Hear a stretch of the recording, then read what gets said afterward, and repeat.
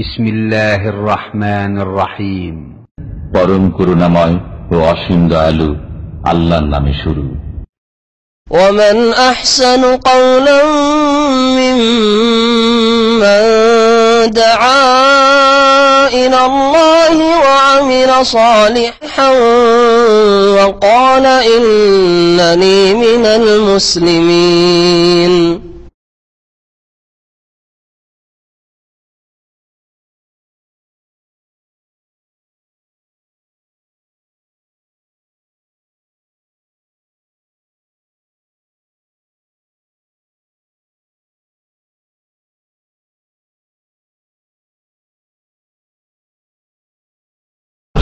আসসালামু আলাইকুম ওয়া রাহমাতুল্লাহি ওয়া বারাকাতুহু।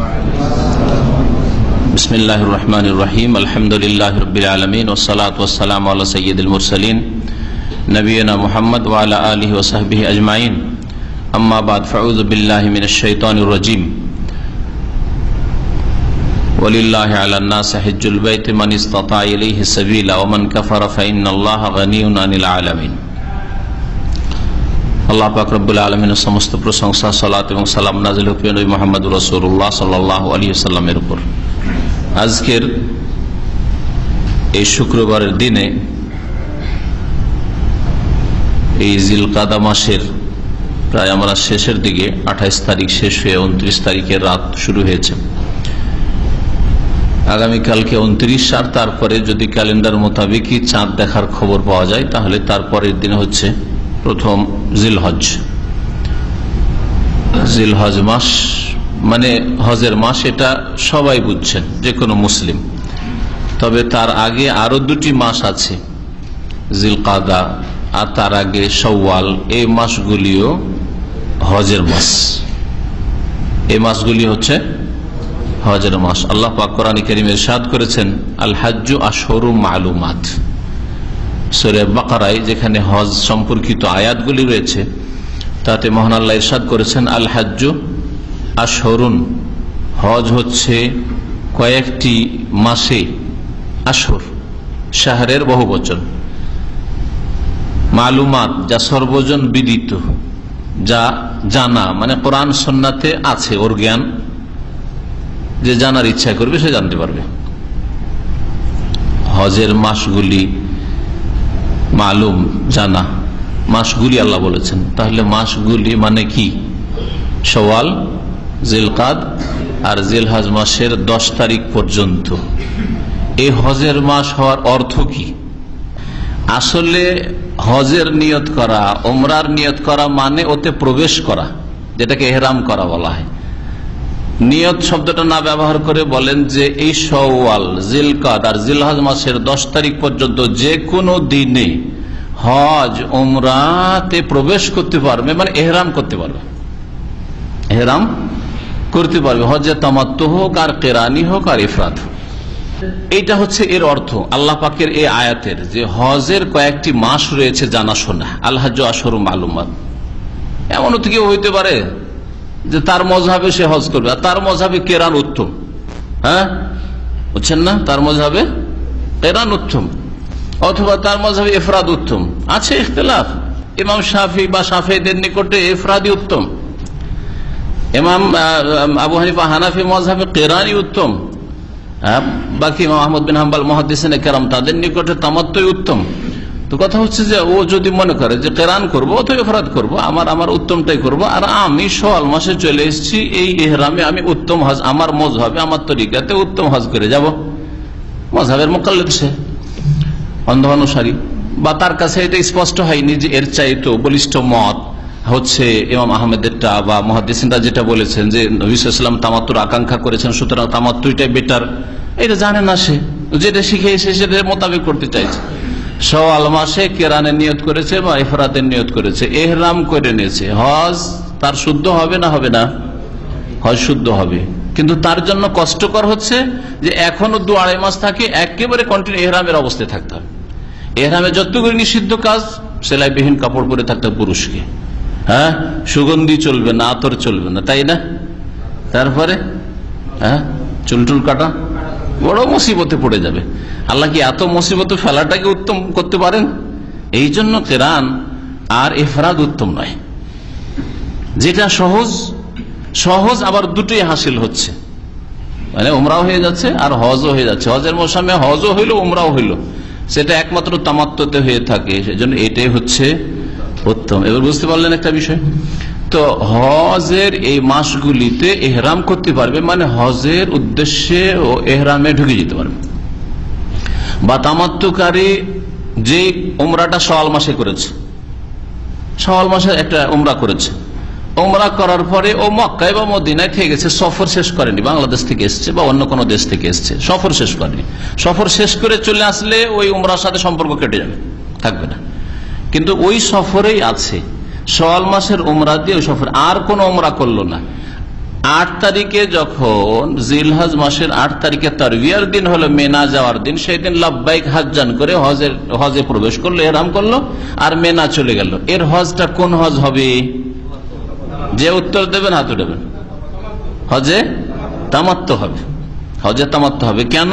যে হজের মাসে উমরা করেছে, শাওয়াল মাসে বা জিলকাদ মাসে, আর সফর এখনো শেষ করেনি, যদিও মাঝখানে বড় গ্যাপ হয়েছে, কিন্তু হজের মাসে যেহেতু তার উমরা হয়েছে সেজন্য সে তামাত্তুকারী, বুঝতে পারছেন না? আর তাকে দম লাগবে, দম হজে। আর আরেকটা লোক দামামে থাকতো, শাওয়াল মাসে উমরা করেছে, যেমন আমরা শাওয়াল মাসে উমরা করে এসেছি, ঠিক না? উমরা করে চলে এসছে, সফর শেষ করে ফেলেছে, তারপরে গেল, গিয়ে 8 তারিখে এহরাম বাঁধলো, বাইরে গেল 7 তারিখে 8 তারিখে মিকাত থেকে এহরাম বাঁধলো, যেহেতু মিকাত ক্রস করা যাবে সেই জন্য মিকাত থেকে এহরাম বাঁধলো শুধু কিসের? হজের। এখন এর হজটা তামাত্তু হবে না অন্য কোনো হজ হবে? দেখি আপনাদের বিগত কতটা হজ সম্পর্কে নলেজ আছে, যে বলবেন হাত তুলবেন।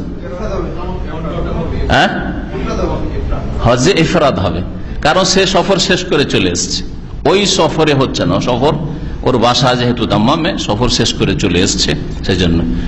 কিন্তু একটা লোক বাংলাদেশ থেকে এসছে আর অন্য কোনো দেশ থেকে এসে মক্কা মদিনা সেরে জেদ্দায় বসে আছে, দাম্মামে বসে আছে, সফর এখন তার শেষ হয়নি, কিন্তু ওই সফরে আছে, ওই সফরে হজ করলো, তার জন্য কি হয়ে যাবে? তামাত্তু হয়ে যাবে। বুঝতে পারছেন?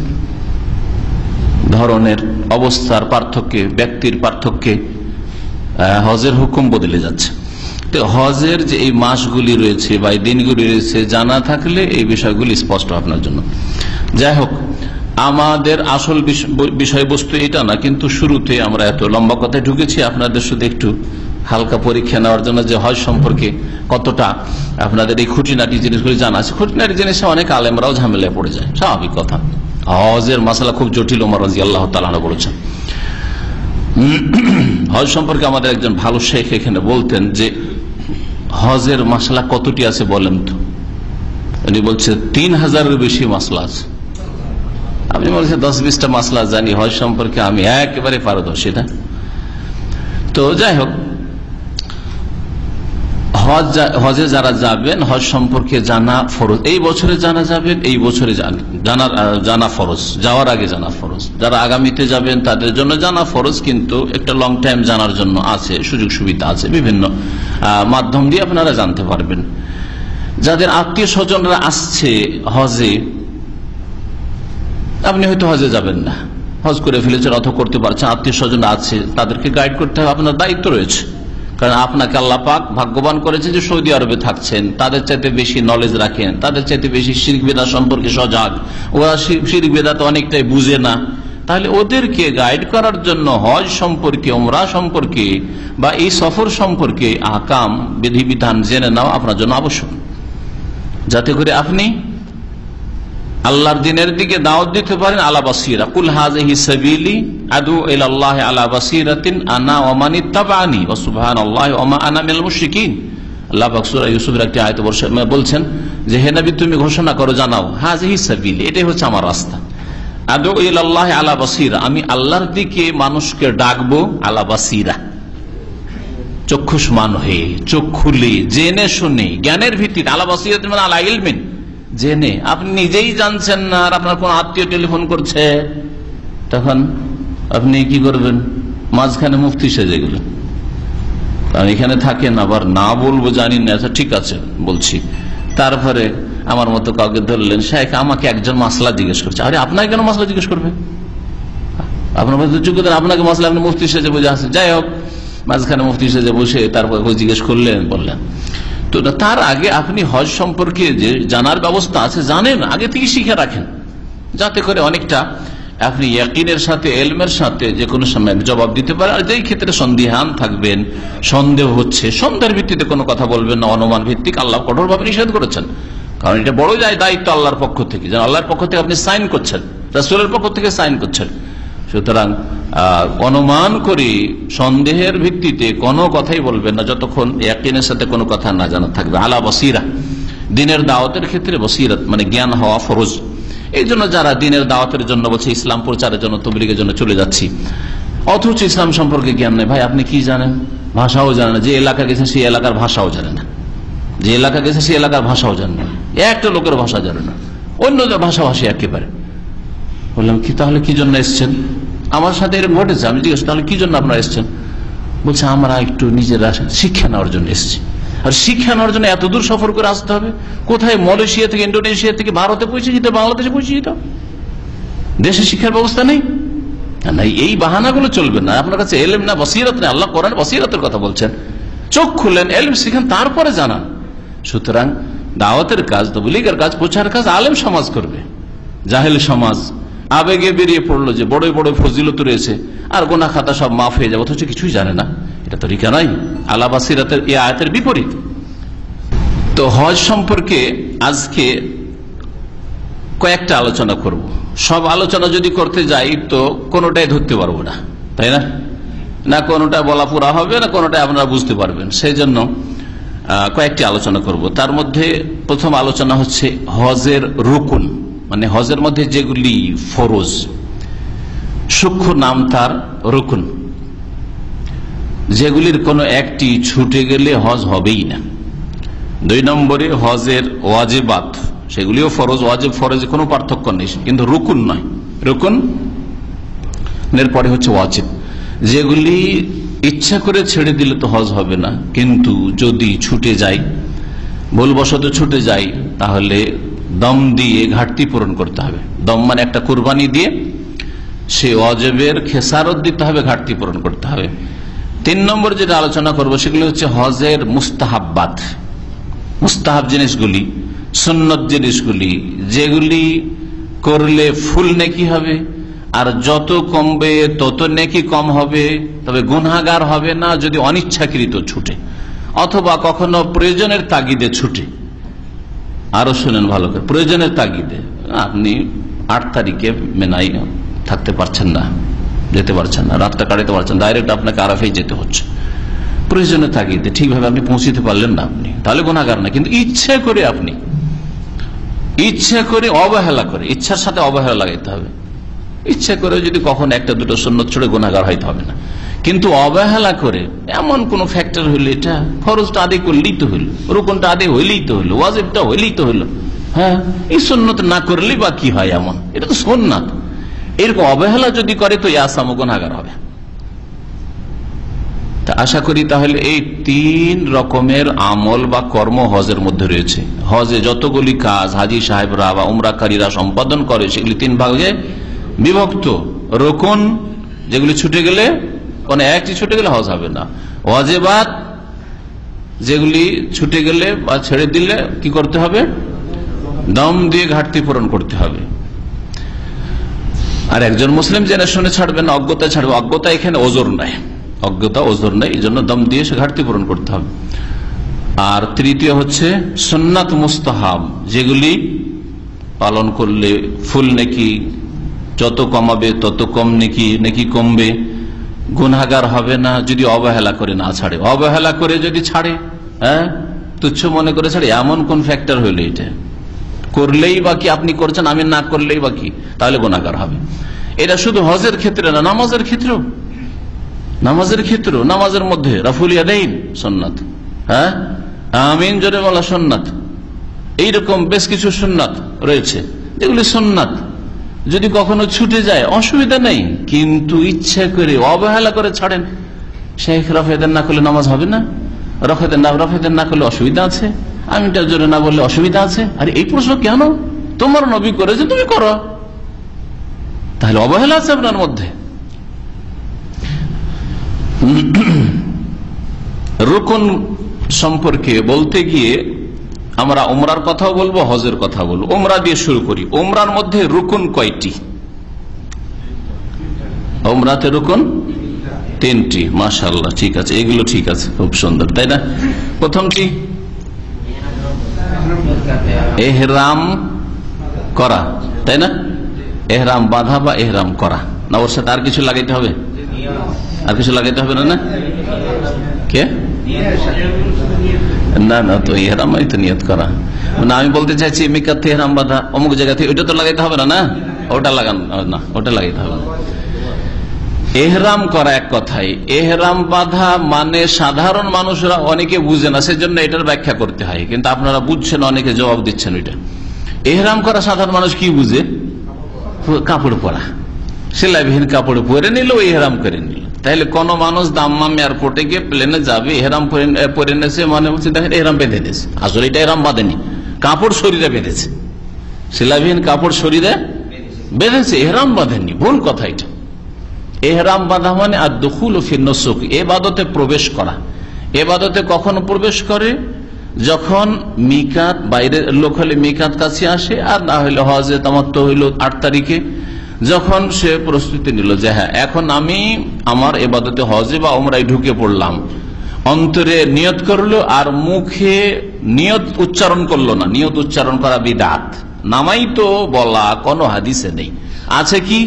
লাব্বাইক আল্লাহ হাজির হয়েছি, সুতরাং লাব্বাইক উমরা বলল, লাব্বাইক হাজ্জান বলল, অন্তরে নিয়ত করলো যে আমি এখন কিসে প্রবেশ করলাম? আমার উমরায় বা হজে প্রবেশ করলাম। আর মুখে বলল আল্লাহ হাজির হয়েছি উমরার উদ্দেশ্যে বা হজের উদ্দেশ্যে। এটা হচ্ছে এহরাম করা। উমরার জন্য হইলে উমরার এহরাম করলো, হজের জন্য হইলে হজের এহরাম করলো, একে বলা এহরাম করা। এটা হচ্ছে রুকুন। এহরামই কেউ করলো না, নিয়তি করলো না, আর মক্কা ঢুকে গেল, তারপরে আরাফে থাকলো, মুজদালিফে থাকলো, মেনাই থাকলো, আর সব যদি করে তবু হজ হবে না, কারণ রুকুনই ছুটে গেছে। হজের যে একটা স্তম্ভ, রুকুন স্তম্ভ, খুঁটি, ওটাই ছুটে গেছে, প্রথম খুঁটিটাই ছুটে গেছে। দ্বিতীয় রুকুন বাইতুল্লাহর তওয়াফ করা, উমরা থেকে বাইতুল্লাহর তওয়াফ করা, এটা হচ্ছে দ্বিতীয় রুকুন। তৃতীয় রুকুন হচ্ছে সাফা মারওয়ার সাই করা। এই 3টা হচ্ছে উমরার রুকুন। ওয়াজিবাতগুলি পরে বলবো। এই 3টি যেমন উমরার রুকুন, তেমনি এই 3টি হজের রুকুন। এই 3টি কিসের রুকুন? হজের রুকুন। সেম একটা উমরা যে কোনো সময় করেন, হজের মৌসুমে করেন আর অন্য কোনো মৌসুমে করেন, আর উমরা সকলে করবেন বা করছেন। তাহলে যে আমলগুলি করছেন তার মধ্যে আপনি এখন জানেন যে আমি উমরার মধ্যে যতগুলি কাজ করছি তার মধ্যে 3টা কাজ এমন রয়েছে, 3টার একটা যদি ছেড়ে দিই আমার উমরাই হয়নি, এহরামই করেননি। হ্যাঁ, বাইরে থেকে যাচ্ছেন আপনি, এহরাম যেখানে করার সেখানে করেননি, অথবা মক্কা গিয়েও করেননি, এহরামই করেননি, হবে না। তওয়াফ করেননি, এহরাম তওয়াফ করেছেন কিন্তু সাফা মারওয়া সাই করেননি, চলে এসছেন টান দিয়ে, তাহলে আপনার উমরা হয়নি। 3টা রুকুন হইল। এই 3টা যেমন উমরার রুকুন তেমনি হজের রুকুন। অতিরিক্ত হজের রুকুন কয়টি? 4টি। তাহলে 3টে যখন উমরাতে আর হজে হয়ে গেল, 3টা তো হয়েই গেছে হজের, বাকি থাকে মাত্র 1টি রুকুন বাকি থাকে, যেটা এখানে অ্যাড করতে হবে, বাড়াইতে হবে। সেটা হচ্ছে আল ওকুফ বি আরাফা, আরাফাতে অবস্থান করা। সেটা যে কোনো দিনে না বিশেষ কোনো দিনে? আরাফার দিনে। হ্যাঁ, আরাফার দিন কখন? 9 তারিখ। মক্কাতুল মুকাররমা যেই দিন 9 তারিখ থাকবে সেই দিন। বাংলাদেশে যে দিন 9 তারিখ, ওই দিনে সে যদি আরাফায় অবস্থান করা হবে না। তো আরাফায় 9 তারিখ অবস্থান করতে হবে।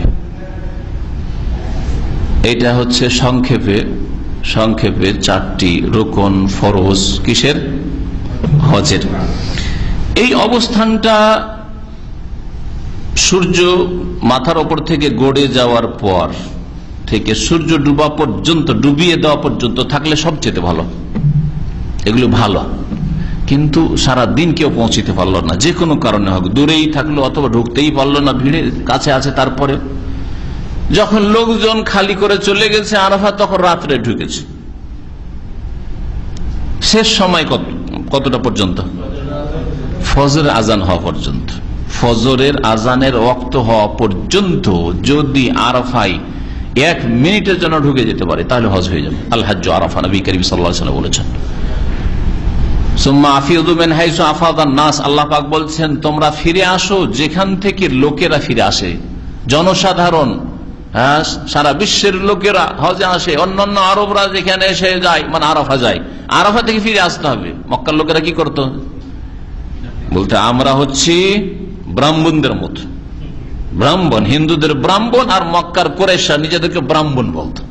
আমরা হচ্ছি ব্রাহ্মণ, আমরা হারামের বাইরে যাবই না। নাহনু আহলুল হারাম, আমরা হারামওয়ালা মানুষ, হারামের অধিবাসী। ফালা নাখরুজু মিন হারামিল্লাহ, আল্লাহর হারামের বাইরে যাবই না। আরাফা হারামের বাইরে, আমরা যাব না, তোমরা যাও, তোমরা বাইরে থেকে এসো, তোমরা যাও, তোমরা যেত না। আল্লাহ বলছেন এটা চলবে না। সুম্মা আফিজু, ফিরে আসো ওখান থেকে গিয়ে, মিন হাইসু আফাজান, যেখান থেকে লোকেরা ফিরে আসে, যাও করে এসে ওখান থেকে ফিরে আসো, নইলে হজ হবে না। আল হজ্জ, নবী সাল্লাল্লাহু আলাইহি ওয়াসাল্লাম এর ব্যাখ্যা করলেন আল হজ্জ আরাফা, হজ হচ্ছে আরাফা অবস্থানের নাম। তো এই 4টি হচ্ছে হজের রুকুন।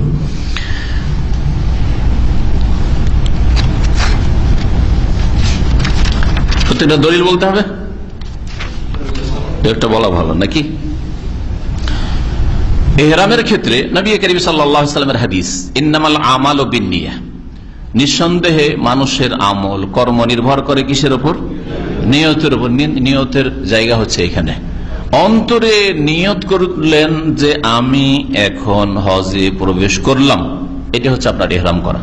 কাপড় বদলান আর নাই বদলান, কাপড় বদলান নিয়ত করেছেন, তাহলে এহরাম বিরোধী কাজ করছেন আপনি, এহরামের নিষিদ্ধ কাজ করছেন, কিন্তু আপনি এহরাম করে ফেলেছেন, যেটা অনেকে বুঝে না।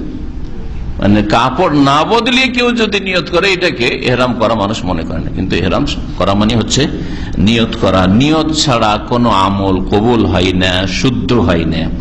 ওয়াইন্নামা লিকুল্লি ইমরিইন মা নাওয়া, নিঃসন্দেহে প্রত্যেক ব্যক্তির তাই হাসিল হয় বা তা পায় যার নিয়ত করে। হাদিস এতটা যথেষ্ট প্রথম অংশ। তবে হাদিসে হিজরতের কথা আছে, যে হিজরতের গরজ কি, যদি বিবাহ শাদী থাকে তাই পাবে, হ্যাঁ, যদি দুনিয়া থাকে, মাল থাকে, পয়সা থাকে তাই পাবে। যেমন ইউরোপ আমেরিকার আজকাল হিজরত, হ্যাঁ, মাইগ্রেশন করে চলে যাচ্ছে, বাংলাদেশ ছেড়ে ভারত ছেড়ে চলে যাচ্ছে ইউরোপ আমেরিকা কানাডা, আরে বাপরে বাপ, আমেরিকান হয়ে গেছে, ইউরোপিয়ান হয়ে গেছে, লন্ডনী হয়ে গেছে, কত যেন ভাগ্যবান হয়ে গেছে। তো যেই গরজে গেছে সেটা পাবে। ফালাহু মা নাওয়া, ফামান কানাত হিজরাতুহু ইলাল্লাহি ওয়া রাসূলিহি ফাহিজরাতুহু ইলাল্লাহি ওয়া রাসূলিহি, ওয়া মান কানাত হিজরাতুহু ইলা দুনিয়া ইউসিবুহা, অন্য হাদিস রয়েছে লি দুনিয়া ইউসিবুহা আও ইমরাতিন ইয়াতাযাওয়াজুহা, আর এক রিওয়ায়াত রয়েছে ইয়ানকিহুহা। সবগুলি রিওয়ায়াত ঠিক আছে। ইয়াতাযাওয়াজুহা মানে বিবাহ করা, আর ইয়ানকিহুহা মানে নিকাহ করা। ফাহিজরাতুহু ইলা মা, যে গরজে যে হিজরত করেছে তাই পাবে। সৌদি আরবে এসেছেন, বিদেশে প্রবাসী, এটা এক রকমের হিজরত, যদিও টেম্পোরারি হিজরত, কিছুদিনের জন্য। কি গরজে এসেছেন? পয়সার জন্য যদি এসে থাকেন তো সেটাই পাচ্ছেন। আর যদি বলেন, যেমন আমরা বলি এই তরিকাতে, যদি বলেন যে প্রথম সৌদি আরব নবীর দেশ, এখানে কোরআন এবং ইসলাম শিখার জন্য এসেছি, নিজের অজ্ঞতা দূর করার জন্য এসেছি, 2 নম্বরে হজ উমরা করার জন্য এসেছি, 3 নম্বরে রিজিক হালালের জন্য এসেছি, হালাল রিজিক তলব করার জন্য এসেছি, তো ইন্নামাল আমালু বিন্নিয়াত, যে উদ্দেশ্যে এসেছেন আল্লাহ পাক উদ্দেশ্য পূরণ করবেন ইনশাআল্লাহ তাআলা। ইহরামের দলিল তাহলে ইন্নামাল আমালু বিন্নিয়াত। তাওয়াফের দলিল সূরা হজে রয়েছে, সূরা হজের আয়াত নম্বর 29, আল্লাহ পাক বলছেন ওয়ালিয়াতাওয়াফু বিল বাইতিল আতীক, তারা যেন তাওয়াফ করে, সুম্মা লিয়াকযু তাফাসাহুম ওয়ালিউফু নুযুরাহুম, সুম্মা লিয়াকযু তাফাসাহুম, ইহরামের অবস্থায় যে শরীরে ময়লা আবর্জনা ছিল, গন্ধ ছিল, এটা সম্পূর্ণ করুক, মানে পরিষ্কার পরিচ্ছন্ন হোক।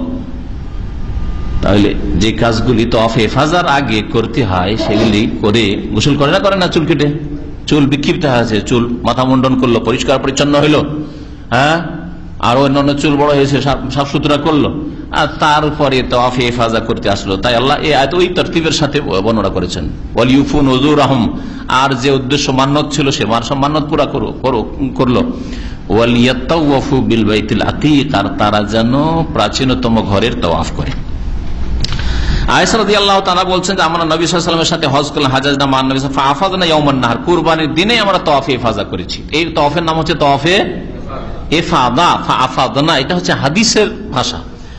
যারা হাদিস মোতাবেক কথা বলে এটাকে তওয়াফে ফাজা বলে। পক্ষান্তরে ফিকার ভাষায় এর আরেকটা নাম আছে তওয়াফে জিয়ারা। জিয়ারা মানে ভিজিট করা, আর হজের আসল ভিজিট হচ্ছে বাইতুল্লাহ। আর এই তওয়াফ ছাড়া হজই হবে না, যার ফলে ওরা ফুকাহায়ে কেরামরা এর নাম রেখেছে তওয়াফে জিয়ারা। যারা হাদিসকে প্রাধান্য দিয়ে থাকে যে নবীর ভাষা ব্যবহার করবো, সাহাবায়ে কেরামদের ভাষা ব্যবহার করবো, যেমন আমরা আরব ওলামারা তারা তওয়াফে ফাজা বলে। তওয়াফে জিয়ারা খুব কম শুনবেন তাদের কাছ থেকে। আর আমাদের দেশে এক শ্রেণীর ওলামারা রয়েছে, তাদেরকে তওয়াফে ফাজার নামই শুনতে পাবেন না, তওয়াফে জিয়ারতে যাচ্ছে। যাই হোক, দোষণীয় নয়, কিন্তু আপনি সবসময় হাদিসি টার্মগুলো ব্যবহার করার চেষ্টা করবেন, এটা ভালো। 3 নম্বর কি ছিল? সাই, তাই না? সাই সম্পর্কে সূরা বাকারার আয়াত রয়েছে 158 নম্বর আয়াত, ইন্না সাফা ওয়াল মারওয়াতা মিন শাআইরিল্লাহ, নিশ্চয় সাফা মারওয়া আল্লাহ পাকের নিদর্শন সমূহের অন্তর্ভুক্ত। ফামান হাজ্জাল বাইতা বিতামারা, সুতরাং কেউ যদি বাইতুল্লাহর হজ করে অথবা উমরা করে, ফালা জুনাহ আলাইহি, তার কোনো গুনাহ নাই যে সেখানে গিয়ে তাওয়াফ করবে, কোনো গুনাহ নাই। এই জন্য বলা হয়েছে যে শিরকি আমলে মুশরিকদের যুগে নবী সাল্লাল্লাহু আলাইহি ওয়াসাল্লাম আসার পূর্বে সাফা আর মারওয়া এই 2 পাহাড়ের উপর 2টো মূর্তি রাখা ছিল, আসাফ আর নাইলা।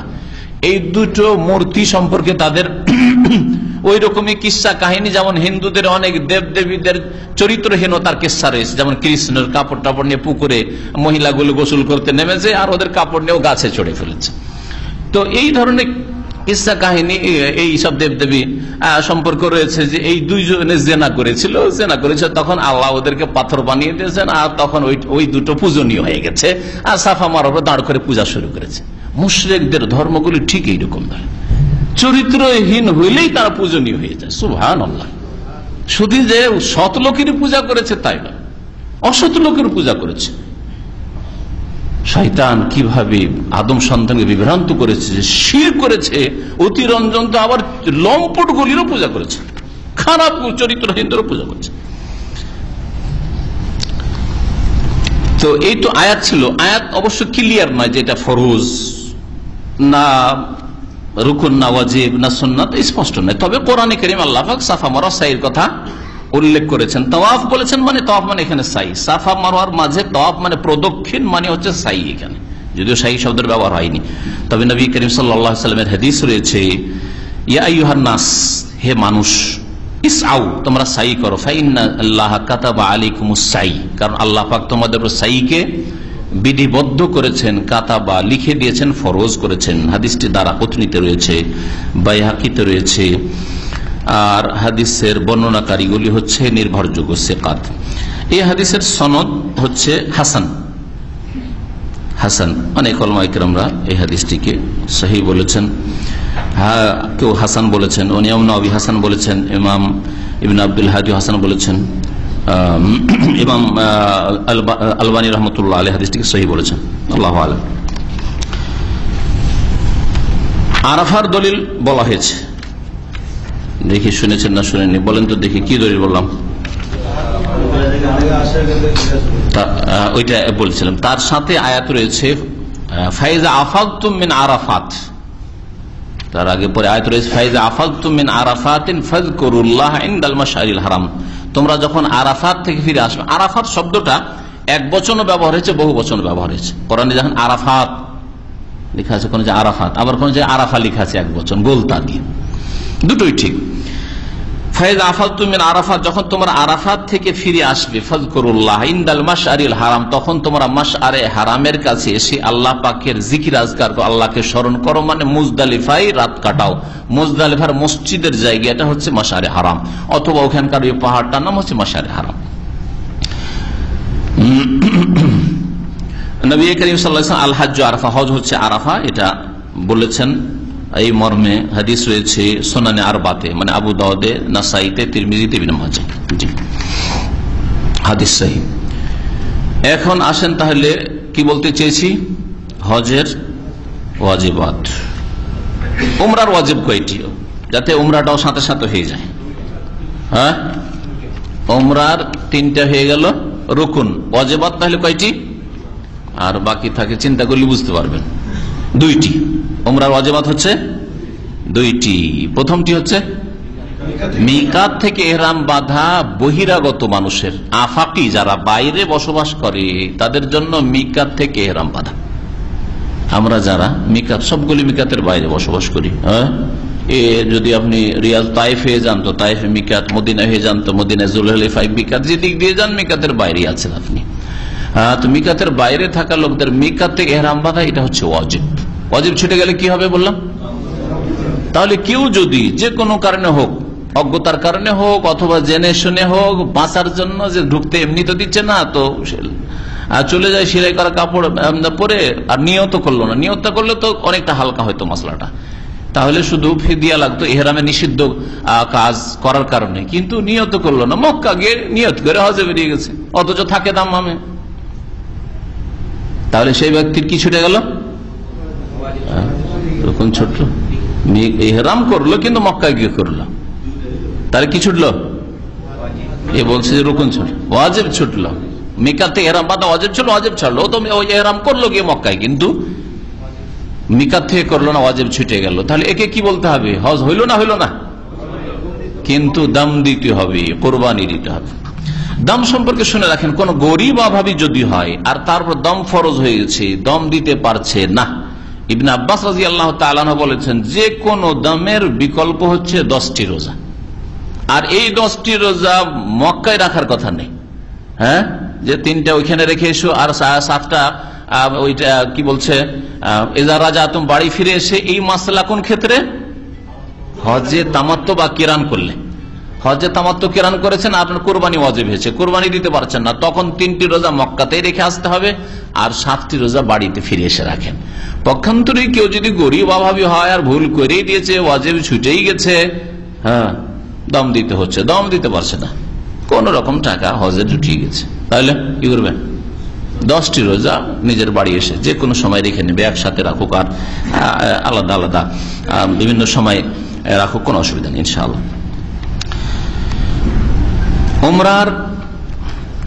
উমরার আর একটি ওয়াজিব হচ্ছে মাথা মুন্ডন করা, এটা হচ্ছে ওয়াজিব, অথবা মাথা চুল ছোট করা, পুরো মাথাকে চুল ছোট করা। তাহলে শুধু মাথা মুন্ডন করা ওয়াজিব কথা বলা ঠিক নয়, মাথা মুন্ডন করা অথবা ছোট করা ওয়াজিব, দুটোর একটা করলে ওয়াজিব আদায় হয়ে যাবে, দুটোর একটা করলেই ওয়াজিব আদায় হয়ে যাবে। মাথার চুল ছোট করলে পুরো মাথা থেকে করতে হবে, এমন নয় যে একটু মারোয়ার ওপর কেচি নিলেন, ফুটপাতিয়া লোকদের বা বাচ্চাদের, আর কেচিটা নিয়ে 2 রিয়াল 1 রিয়াল লাগলো একটু এইদিক ওইদিক কেটে নিলেন। এই ফতুয়া ভিত্তিহীন, এইভাবে হজ বোধ উমরা হবে না।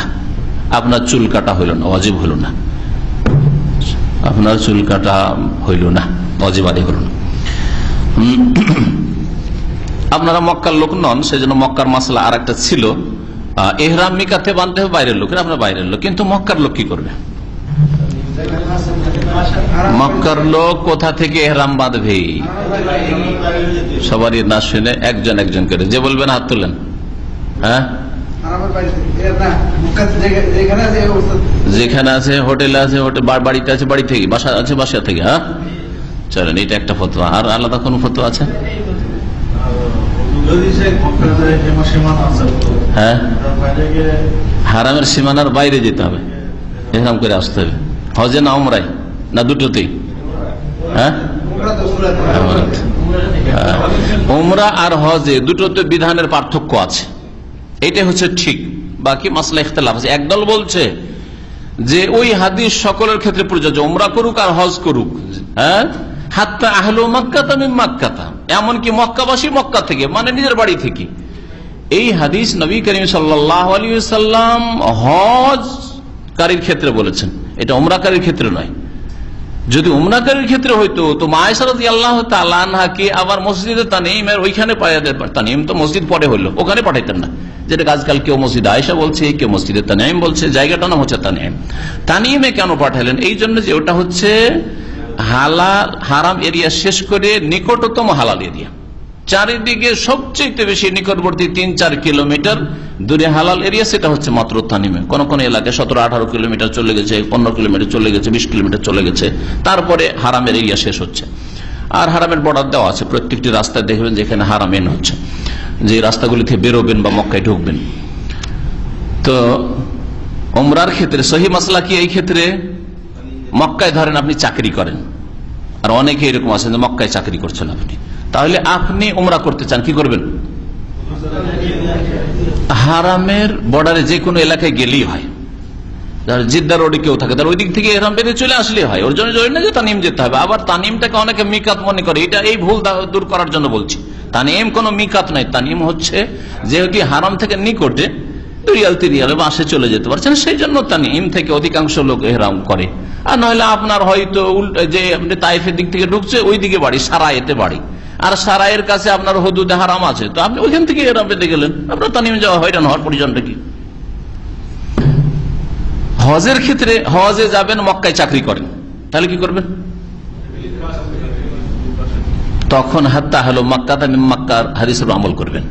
মক্কাবাসী মক্কা থেকে যেখানে আছেন সেখান থেকে, হ্যাঁ, ওখান থেকেই এহরাম করে, যেমন হাজিরে যে হোটেল আছে সেখান থেকে এহরাম করে 8 তারিখে কোথায় যাবে?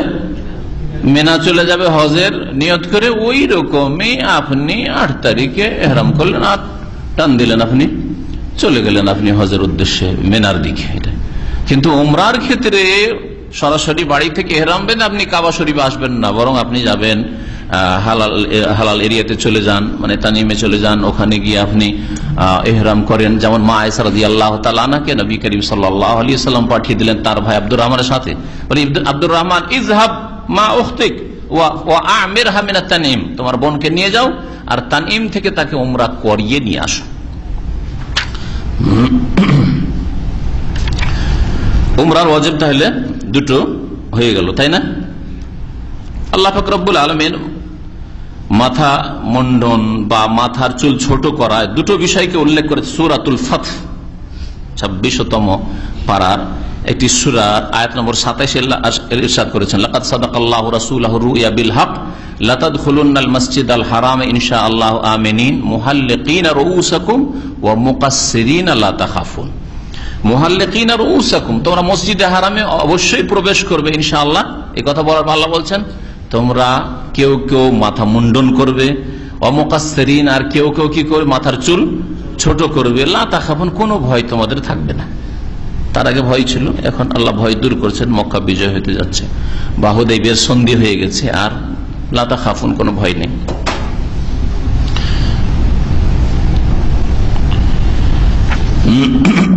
আল্লাহ পাক রব্বুল আরেকটি আয়াতে ইরশাদ করেছেন সূরা বাকারা আয়াত নম্বর 196। এই আয়াতগুলিতে হজ সম্পর্কিত মাসলা মাসাইল রয়েছে। ওয়ালা তাহলিকু রুউসাকুম হাত্তা ইয়াবলুগাল হাদিয়ু মাহিল্লা, তোমরা তোমাদের মাথা মুন্ডন করিও না যতক্ষণ পর্যন্ত তোমাদের কুরবানি, হাদি কুরবানি, যে হজ উমরার হজের কুরবানি হালাল গাহে মানে জবাই হওয়ার স্থানে না পৌঁছে গেছে। নবী করিম সাল্লাল্লাহু আলাইহি ওয়াসাল্লাম 3 বার করে মাথা মুন্ডনকারীকে দোয়া দিয়েছেন, আর চতুর্থবারে বলেছেন আল্লাহুম্মা রাহমিল মুকাসসিরিন, যারা চুল ছোটকারী তাদের উপর দয়া কর। এই জন্য মাথা মুন্ডন করা বেশি উত্তম। তাহলে উমরার 3টা রুকুন, 2টো ওয়াজিব, 5টা কাজ। হ্যাঁ, 5টা কাজের পরে যতগুলি কাজ আছে উমরায়, বাকি সবগুলি হচ্ছে সুন্নাত মুস্তাহাব। এখন আসুন হজের ওয়াজিব। হজের ওয়াজিব এই দুটো, যে দুটো বলা হলো উমরাতে, সেই দুটো কিনা হজেও কিন্তু ওয়াজিব।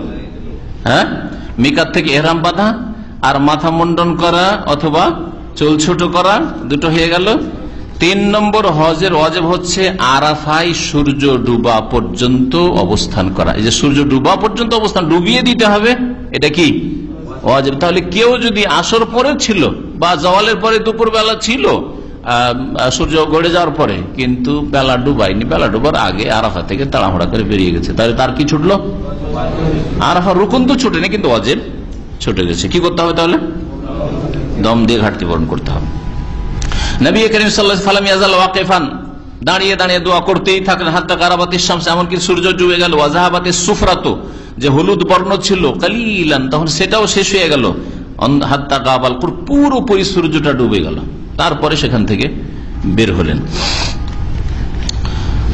নবী করিম সাল্লাল্লাহু আলাইহি ওয়াসাল্লাম বলেছেন তোমরা আমার কাছ থেকে হজের বিধিবিধান শিখে নাও, খুযু আন্নী মানাসিকাকুম, নবীর তরিকা হজ করতে হবে। চতুর্থ ওয়াজিব হচ্ছে মুজদালিফায় রাত্রি যাপন করা। এই মর্মে একটু আগে যে আয়াতটা বললাম, যখন তোমরা আরাফা থেকে ফিরবে, ফাইজা আফাতুম মিন আরাফাতিন ফাযকুরুল্লাহ ইনদাল মাশআরিল হারাম, তখন মাশআরে হারামের কাছে আল্লাহ পাকের জিকির আজকার করিও, মানে মুজদালিফায় রাত কাটাবে।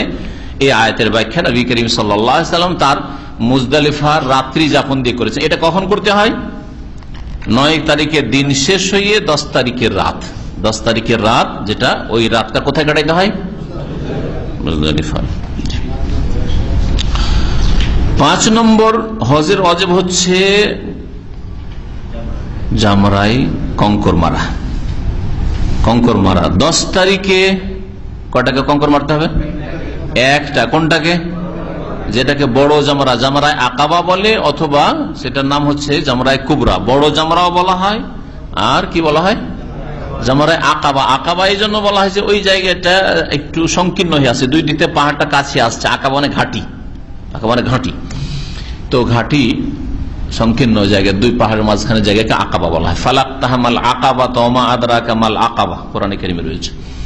তো এই জন্য জামরা আকাবা বলা হয়। জামরা কুবরা এই জন্য বলা হয় যে ওইটাকে বড় জামরা বলেছেন, ওইটাকে বড় জামরা বলা হয়েছে, বড় শয়তান বলা হয়নি। শয়তান বলা, এই জামরাগুলিকে শয়তান বলা বিদাতি ভাষা। যেমন বিদাতি আকিদা আছে, তেমনি বিদাতি কথা আছে, ভাষাও আছে, আর বিদাতি আমলও আছে। যদি আপনি এই ধারণা করে মারেন পাথর যে শয়তানকে মারছি, তো বিদাতি ধারণা করলেন, বিদাতি আকিদা। যদি আপনি কোথায় যাচ্ছেন, বলছে শয়তানকে মারতে যাচ্ছি, তাহলে বিদাতি ভাষা বললেন আপনি, বুঝছেন না? বিদাতি ভাষা বললেন, মারছি আমি শয়তানকে মারছি, তাহলে আপনার ধারণা বিদাতি ধারণা, বিদাতি আপনার আমল। তো এইরকম বহু বিদাত রয়েছে। জামরা আকাবাকে 10 তারিখ শুধু মারতে হবে, বড় জামরা। বড় জামরাটা মেনার দিক থেকে কাছে ওই দিকে নাকি মক্কার দিকে? মক্কার দিকে শেষে, ওই দিকটা মেনা থেকে আসলে দুটোকে ছেড়ে, তারপর জামরা উলা, জামরা উস্তা দুটো ছেড়ে দিয়ে শেষেরটা। এখানে কিন্তু 10 তারিখে ও দোয়া নেই, আর অন্য দিনেও দোয়া করার নেই পাথর মেরে। আর 11 তারিখ 12 তারিখ কমের পক্ষে, আর যদি 13 তারিখও থাকতে চান তাহলে 13 তারিখও, তাহলে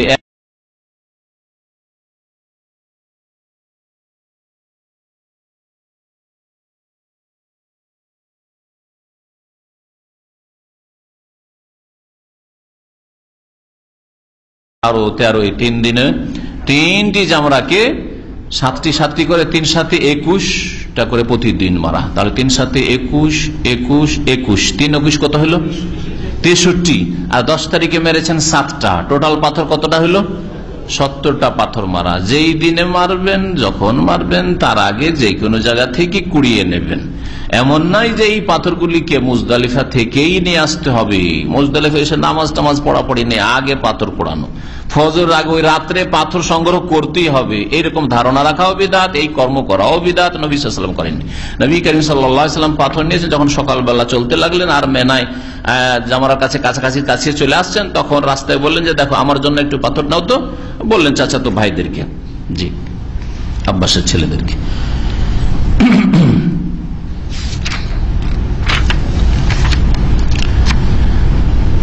পাথর মারার সময়গুলি, এগুলিতে একটু তফসিল আছে, যে সময় 10 তারিখে সকাল থেকে পাথর মারা, তাই না?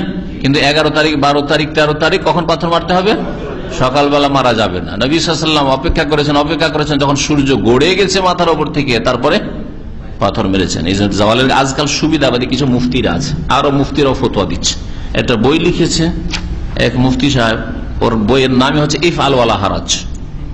ইফআল ওয়ালা হারাজ কিতাবের নবী সাল্লাল্লাহু আলাইহি ওয়াসাল্লাম 10 তারিখে ভুল ভাল করে প্রথম হজ, অনেকে ভুল করেছে, এটা আগে ওইটা পরে এইরকম করে দিয়েছে। নবী সাল্লাল্লাহু আলাইহি ওয়াসাল্লাম এইরকম প্রশ্ন করা হইলে প্রত্যেকে বলতেন ইফআল ওয়ালা হারাজ, যা করেছে অসুবিধা নাই, নো প্রবলেম, অসুবিধা নাই। লাহারাজে বলেছেন, কিতাবের নামই রেখেছি বেচারা মুফতি সাহেব, ইফআল ওয়ালা হারাজ, করো, কোনো অসুবিধা নেই।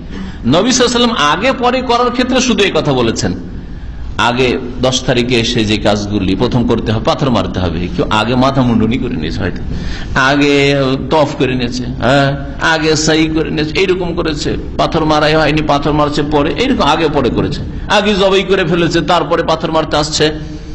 নানান লোক নানান রকমের এরকম আগে পরে করে কাজ করছে, তরতিবের খেলাফ, যেটা পর্যায়ক্রমে করা রয়েছে শরীয়তে, ওই সুন্নতের খেলাফ করেছেন। নবী সাল্লাল্লাহু আলাইহি ওয়াসাল্লাম এই মর্মে বলেছেন ইফআল ওয়ালা হারাজ। এমন নয় যে ইফালা ওয়ালা হারাজ মানে অসুবিধা নাই। নবী সাল্লাল্লাহু আলাইহি ওয়াসাল্লাম তো অপেক্ষা করে থাকছেন, মারছেন না, কাউকে মারতেও দিচ্ছেন না, আর সকালবেলায় পাথর মারা শুরু করলেন, এমন নাই। ইফাল ওয়ালা হারাজ মানে অসুবিধা নাই, ক্লান্ত হয়ে পড়েছি, সুতরাং 10 তারিখ 11 তারিখের রাত, এই রাতগুলি তো মেনায় থাকতে হয় না, আমি হোটেলেই থেকে গেলাম, ইফাল ওয়ালা হারাজ, এগুলো সুবিধাবাদী ফতোয়া, এইসব জানা যায় ফতোয়া। এইসব এই বইয়ের খণ্ডনে আর একজন ভালো শেখ মদিনা ইউনিভার্সিটির মানে পুরাতন প্রবীণ প্রফেসর, উনি উত্তর দিয়েছেন, আমার কাছে বই আছে, উত্তরের বইটাও আছে। তো এরকম সুবিধাবাদী ফতোয়া আজকাল অনেকে দিচ্ছে। আজকাল এমন সুবিধাবাদী ফতোয়া একটা হয়েছে, আর এর উপরে যুবক যুবক হাজিরা গিয়ে আমল করছে। সেটা হচ্ছে যে ভিড় ভাড় খুব বেশি, সুতরাং 10 তারিখে তওয়াফে ইফাজা না করে ওই বিদায়ী তওয়াফের সাথে দুটোর নিয়ত করে না, আর এক গুলিতে 2 স্বীকার করে না, এক গুলিতে 2 স্বীকার করে না। আরে বাবা, বুড়োদের জন্য, মহিলাদের জন্য, কমজোরদের জন্য ঠিক আছে, কিন্তু যুবক মাশাআল্লাহ তাবারাকাল্লাহ, আমাদের এই তালহার মতো যুবক, মদিনা ইউনিভার্সিটির ছেলেরা এইরকমই প্রায় যুবক, আর মদিনা ইউনিভার্সিটির শতকরা 99টা ছেলে এরকম আমল করছে ইন্ডিয়া বাংলাদেশের। আমি দেখে তোদের একটু বকাবকি করলাম, কয়েক বছর আগে ওদের সাথে দেখা হলো, মাশাআল্লাহ তোমার যুবক, কেউ বিয়ে করেছো, কেউ এখনো বিয়ে করোনি, হ্যাঁ ওই বিদায়ী তো দিয়ে সব সারবে। এই ফতোয়া কোথায় পেলে তোমরা? নবী সাল্লাল্লাহু আলাইহি ওয়াসাল্লাম কোন সাহাবী এই কাজটা করেছেন? তখন তো রাস্তাঘাটের প্রশস্ত ছিল না। এখন তো মেনা, আরাফা, মুজদালিফা রাস্তা 12টা রাস্তা আজকে থেকে 25 বছর আগে শুনেছি, এখন তো আরো অনেক রাস্তা বেড়েছে। আর তখন কত কষ্টের সফর ছিল, তারপরে তো নবী সাল্লাল্লাহু আলাইহি ওয়াসাল্লাম বললেন যে তোমরা এক গুলিতে 2 স্বীকার করো। ঠিক আছে, আলেমদের ফতোয়া আছে, এটা ফতোয়াটাকে যদি রাখেন তো সেটাকে রাখেন যারা অপারগ, দুর্বল, কমজোর, বৃদ্ধ, ওদের জন্য। কয়টা ওয়াজিব বললাম? 5টা। 6 নম্বর ওয়াজিব হচ্ছে তাশরিকের রাতগুলি মেনায় কাটানো, মেনাতে রাত্রি যাপন করা। 10 তারিখের পরে যে রাতটা আসছে 11 তারিখ, যে কোনো অবস্থায় আপনাকে মেনায় ফিরে আসতে হবে। এমন না যে রাতের অধিকাংশ অংশ তওয়াফ করতে গিয়ে কেটে গেল, থেকেই গেলেন অনেকে, না, আপনাকে ফিরে আসতে হবে। হেঁটে না আসতে পারেন, গাড়িতে চড়েন, আর যথাসাধ্য আপনি চেষ্টা করেন আর পৌঁছে যান রাতের অর্ধেক, রাতের আগে আগে ফেরার চেষ্টা করেন, তাহলে আপনার রাত্রি যাপন হবে। কারণ যদি 1 ঘন্টা 2 ঘন্টা কাটাইলেন, তো রাত যাপন কোথায় করেছেন? রাস্তায় করেছি, মক্কাতেই করেছি, তাহলে এটা রাত্রি যাপন হলো না।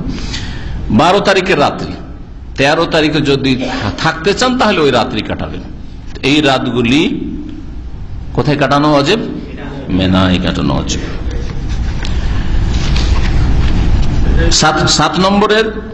7 নম্বরে ওয়াজিব হজের, জি, বিদায়ী তওয়াফ, বিদায়ী তওয়াফ করা। বিদায়ী তওয়াফ সকলের জন্য ওয়াজিব, একমাত্র যদি সব আমল হয়ে গেছে মহিলাদের জন্য, আর ওই সব মহিলা সমস্ত কাজ হজের হয়ে গেছে, বিদায়ী তওয়াফটা বাকি আছে, ওই সময় মাসিক ঋতু, হাইজ চলে এসছে, অথবা নেফাস শুরু হয়ে গেছে, গর্ভবতী ছিল, বাচ্চা ভূমিষ্ঠ হয়ে গেছে, তাহলে নবী সাল্লাল্লাহু আলাইহি ওয়াসাল্লাম ফালায়েজান, তাহলে অসুবিধা নেই, ফালায়েজান, তাহলে কোনো অসুবিধা নেই। তাহলে এই তওয়াফে বেদা মাফ আছে একমাত্র কার জন্য?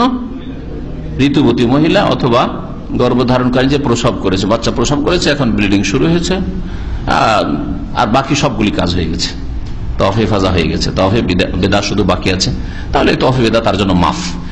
কোরবানিটা কে এতে অ্যাড করতে পারেন, কিন্তু সকল হাজির জন্য কোরবানি নেই, আর কোরবানির বিকল্প যেহেতু আছে, এই জন্য ওইটাকে ওয়াজিবে অনেকে গণায়নি, যেমন লেখক করেনি। 8 নম্বরে এই কোরবানিটাকে ওয়াজিব বলতে পারেন, কিন্তু কোরবানি কার জন্য ওয়াজিব? হজে তামাত্তুকারী অথবা ইরানকারীর জন্য ওয়াজিব। হজে ইফরাদ যদি কেউ করে বা মুফরাদ করে, তাহলে তার জন্য কোরবানি ওয়াজিব নাই। তারপরে যাদের উপর কোরবানি ওয়াজিব, তারা যদি না পারে, ফামান লাম ইয়াজিদ, না পারে, তাহলে আল্লাহ কোরআনে কি বলছেন? ফাসিয়ামু সালাসাতি আইয়ামিন ফিল হজ্জি ওয়া সাবআতিন ইযা রাজাতুম, 3 দিন হজে ওখানে মক্কায় কি করে আসতে হবে? রোজা রেখে আসবে, আর 7 দিন বাড়িতে ফিরে আসার পরে। তো ওটাকে যদি আপনি ওয়াজিব হিসেবে ধরেন, তাহলে 8টা ওয়াজিব হয়ে যায়। এছাড়া বাকি কি আছে? সুন্নত মুস্তাহাব। সুন্নত মুস্তাহাবগুলি আজকে বলে দিয়েছি, আগে বলা হয়ে গেছে, বলে দেওয়া হয়েছে, ওই এর সাথে ওমরার সাথে বলতে গিয়ে 2 নম্বরে গণিয়ে দেওয়া হয়েছে। মুস্তাহাব কাজগুলি, মুস্তাহাব কাজগুলির সংজ্ঞা কিন্তু বলেছি, তা সেই কাজগুলি হজকারী বা ওমরাকারীর জন্য করা উচিত, যাতে করে পূর্ণ সওয়াব নেকি পাই, কিন্তু সেগুলি ছেড়ে দিলে দম লাগবে না আর তাতে কোনো গুনাহ হবে না।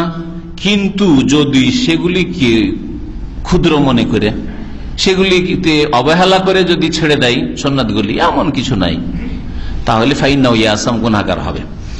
কারণ নবী সাল্লাল্লাহু আলাইহি ওয়াসাল্লাম ফামান রাগিবা আন সুন্নতি ফালাইসা মিন্নি, যেই ব্যক্তি আমার আদর্শ সুন্নত থেকে বিমুখ হবে, মানে আপনি তুচ্ছ মনে করলেন, আপনি সেটাকে অবহেলা করলেন, ফালাইসা মিন্নি, সে আমার আদর্শ ভুক্ত নয়, সে আদর্শের লোক নয়। ফালাইসা মিন্নি, আমার আদর্শের লোক নয়।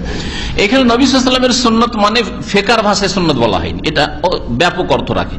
হাদিসে যে সুন্নত শব্দগুলি ব্যবহার হয়েছে, সে সুন্নতটা ব্যাপক অর্থে ব্যবহার করা হয়েছে। নবীর তরিকা, নবীর তরিকায় ফরজও আছে, রুকুনও আছে, ওয়াজিবাতও আছে, আর সুন্নত আছে, সবগুলি শামিল। তো কেউ যদি নবী সাল্লাল্লাহু আলাইহি ওয়াসাল্লামের আদর্শ থেকে মুখ ফিরিয়ে নেয়, তাহলে সে নবী সাল্লাল্লাহু আলাইহি ওয়াসাল্লামের উম্মত নয়, ফরজ ওয়াজিব কিছুই করে না, সুন্নত তো দূরের কথা, তাহলে নবী সাল্লাল্লাহু আলাইহি ওয়াসাল্লামের উম্মতের লোক নাই। আর ফরজ ওয়াজিব করছে, সুন্নতকে প্রয়োজনের তাগিদে ছেড়ে দিল, হয়তো পারলো না, ছেড়ে দিল, তাহলে সে ঘাটতি করলো নেকিতে, পুরোপুরি সে নবী সাল্লাল্লাহু আলাইহি ওয়াসাল্লামের আদর্শ পালন করলো না। অবহেলা যদি করে তাহলে গুনাহগার হলো, গুনাহগার উম্মত হলো, উম্মত থেকে একবারে বেরিয়ে যাবে না। অবহেলা করলে গুনাহগার হলো, উম্মত থেকে হয়তো বেরিয়ে যাবে না।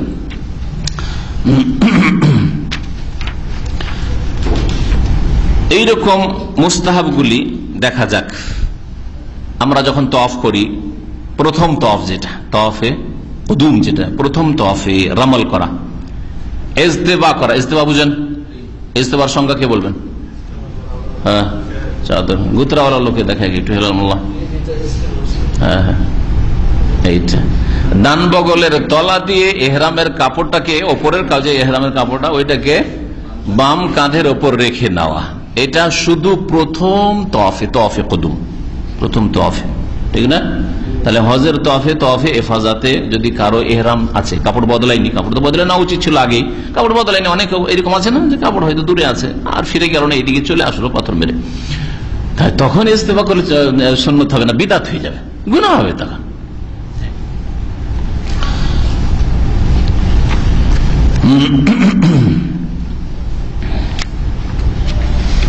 ওই রকমই রামাল, রামাল শুধু তওয়াফে কুদুমে আছে। নবী সাল্লাল্লাহু আলাইহি ওয়াসাল্লাম রামাল করেছেন তওয়াফে কুদুমে, তওয়াফে ইফাজাতে, তওয়াফে বেদাতে বা সুন্নত, এমনি তওয়াফে, এগুলোতে রামাল নেই। তারপরে হাজরে আসওয়াদে চুমন দেওয়া, রুকনে ইয়ামানি স্পর্শ করা, চুমন দেওয়া সম্ভব না হয় যদি হাজরে আসওয়াদে, তাহলে ইশারা করা, ইশারা করা, তাকবীর পাঠ করা, ওই সময় আল্লাহু আকবার বলা, প্রত্যেকবার বিসমিল্লাহ আল্লাহু আকবার নয়, মনে হচ্ছে যে কুরবানি জবাই করছে। আজকাল অনেক বড় অধিকাংশ হজ উমরাকারীকে দেখা যায় যে তওয়াফের সময় প্রত্যেকবার বিসমিল্লাহ আল্লাহু আকবার, বিসমিল্লাহ আল্লাহু আকবার, মনে হচ্ছে কুরবানি জবাই করছে। ভাই বিসমিল্লাহ আল্লাহু আকবার কোথায়, আপনি পশু জবাই করছেন নাকি? প্রত্যেকবার বিসমিল্লাহ আল্লাহু আকবার তো নাই হাদিসে। এগুলি অনেক লোকের অজান্তে ভুল, ভাবছে যে আমি তো ভালো কাজই করছি, বিসমিল্লাহ আল্লাহু আকবার, মন্দ কি করলাম? নবী করিম সাল্লাল্লাহু আলাইহি ওয়াসাল্লাম প্রত্যেক কাজের শুরুতে বিসমিল্লাহ বলেছেন, আর বাকি প্রত্যেক চক্করে যখন হাজরে আসওয়াদের সামনে আসতেন তখন আল্লাহু আকবার বলতেন। হ্যাঁ, ওই রকমই কঙ্কর মারা, পাথর মারার ক্ষেত্রে ভ্রম দূর করি, পাথর মারতে বিসমিল্লাহ আল্লাহু আকবার, বিসমিল্লাহ আল্লাহু আকবার, বিসমিল্লাহ আল্লাহু আকবার। কি পশু জবাই করছেন, খাসি মুরগি জবাই করছেন, তো বিসমিল্লাহ আল্লাহু আকবার কিসের এখানে? এখানে বিসমিল্লাহ আল্লাহু আকবার না, প্রথমবার বিসমিল্লাহ আল্লাহু আকবার, আল্লাহু আকবার ইউকাব্বিরু মা কুল্লি হাসাতে। প্রত্যেক কঙ্করের সাথে কি করতেন? প্রত্যেক কঙ্কর নিক্ষেপের সময় ইউকাব্বিরু, তাকবীর পাঠ করতেন না, এই যে ইউসাম্মি বিসমিল্লাহ বলতেন, এই কথা নেই কোথাও। এই ভুলগুলি আছে না নেই হাজিদের মধ্যে? ব্যাপক হারে ছড়িয়ে আছে সব ভুল।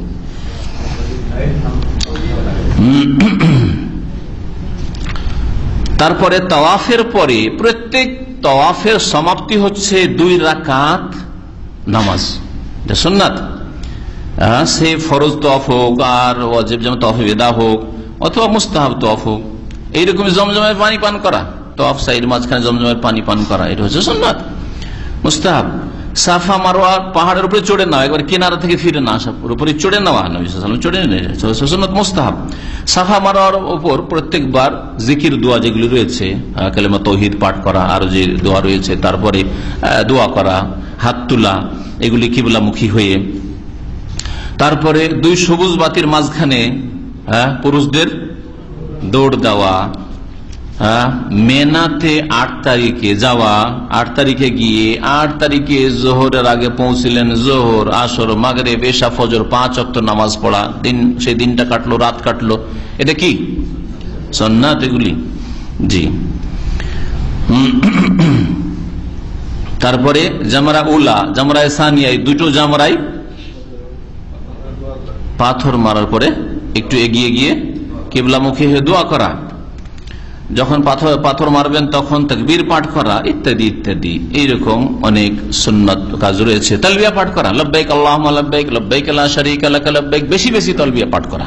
এটা কি রুকুনও নয় আর ওয়াজিবও নাই, তাহলে বাকি থাকলো সুন্নাত। হ্যাঁ, সুন্নাত। হ্যাঁ, জি। হ্যাঁ, আরাফাতে বেশি বেশি দোয়া করা, জিকির আজকার করা, জি হ্যাঁ, ঠিক, ইত্যাদি ইত্যাদি। এখন সময় অনেক লম্বা হয়ে গেছে, প্রশ্ন পরে আলোচনা শেষ হোক। এখন শুধু একটাই আলোচনা বাকি, যারা বিশেষ করে হজে যাবেন তাদের জন্য 8 তারিখ, 8ই জিলহজ, 9ই জিলহজ, 10ই জিলহজ, 11 জিলহজ, 12 জিলহজ, 13 জিলহজ, এই 6টি দিন, 6টি দিনের কাজগুলি সংক্ষিপ্ত। ব্যাস, এই দিয়ে আজকের আলোচনা শেষ করবো ইনশাআল্লাহ। ঠিক যাবে। হজের কাজ, হজ কত প্রকার সংক্ষেপে এটা আরেকটা বলে দিই। 3 প্রকার: হজে তামাত্তু, হজে কেরান, হজে ইফরাদ বা মুফরাদ, যাই বলতে পারেন। জি।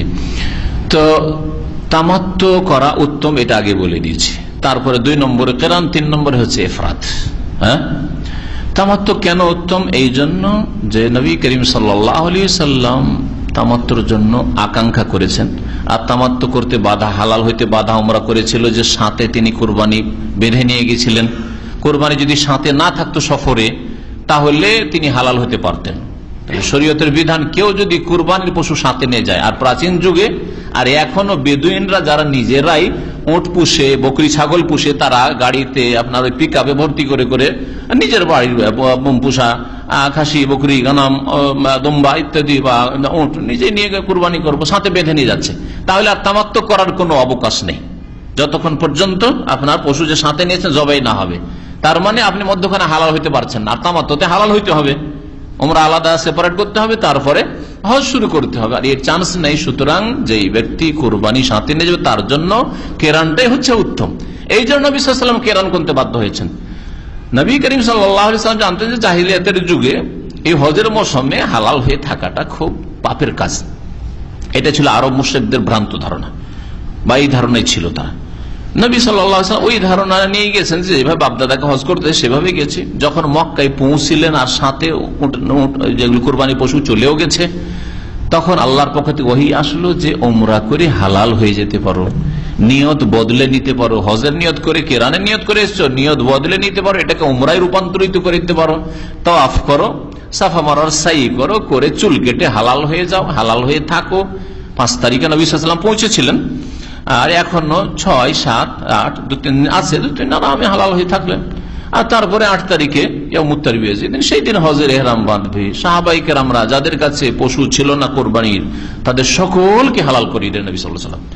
আর বললেন নবী সাল্লাল্লাহু আলাইহি ওয়াসাল্লামের ঐতিহাসিক কথা, আর প্রত্যেকটি সহিহ হাদিসে নবী সাল্লাল্লাহু আলাইহি ওয়াসাল্লামের যে হাদিস হজের তাতে রয়েছে, লাউ ইস্তাকবালতু মিন আমরি মাস্তাদবারতু, যা পরে জানলাম, আগে যদি আমি জানতাম এই গায়বের কথা যে আল্লাহ পারমিশন দিবেন হজের মৌসুমে উমরা করে হালাল হওয়ার, আর এটা পাপের কাজ নয়, এটা জাহিলিয়াতের যুগের এটা তাদের ধারণা ছিল, তো মা সুখতুল হাদি, তাহলে হাদি সঙ্গে করে নিয়ে আসতাম না, ওয়ালা জাআলতুহা উমরাতান, আর উমরা করে আমি হালাল হয়ে যেতাম, যেমন তোমাদেরকে বলছি।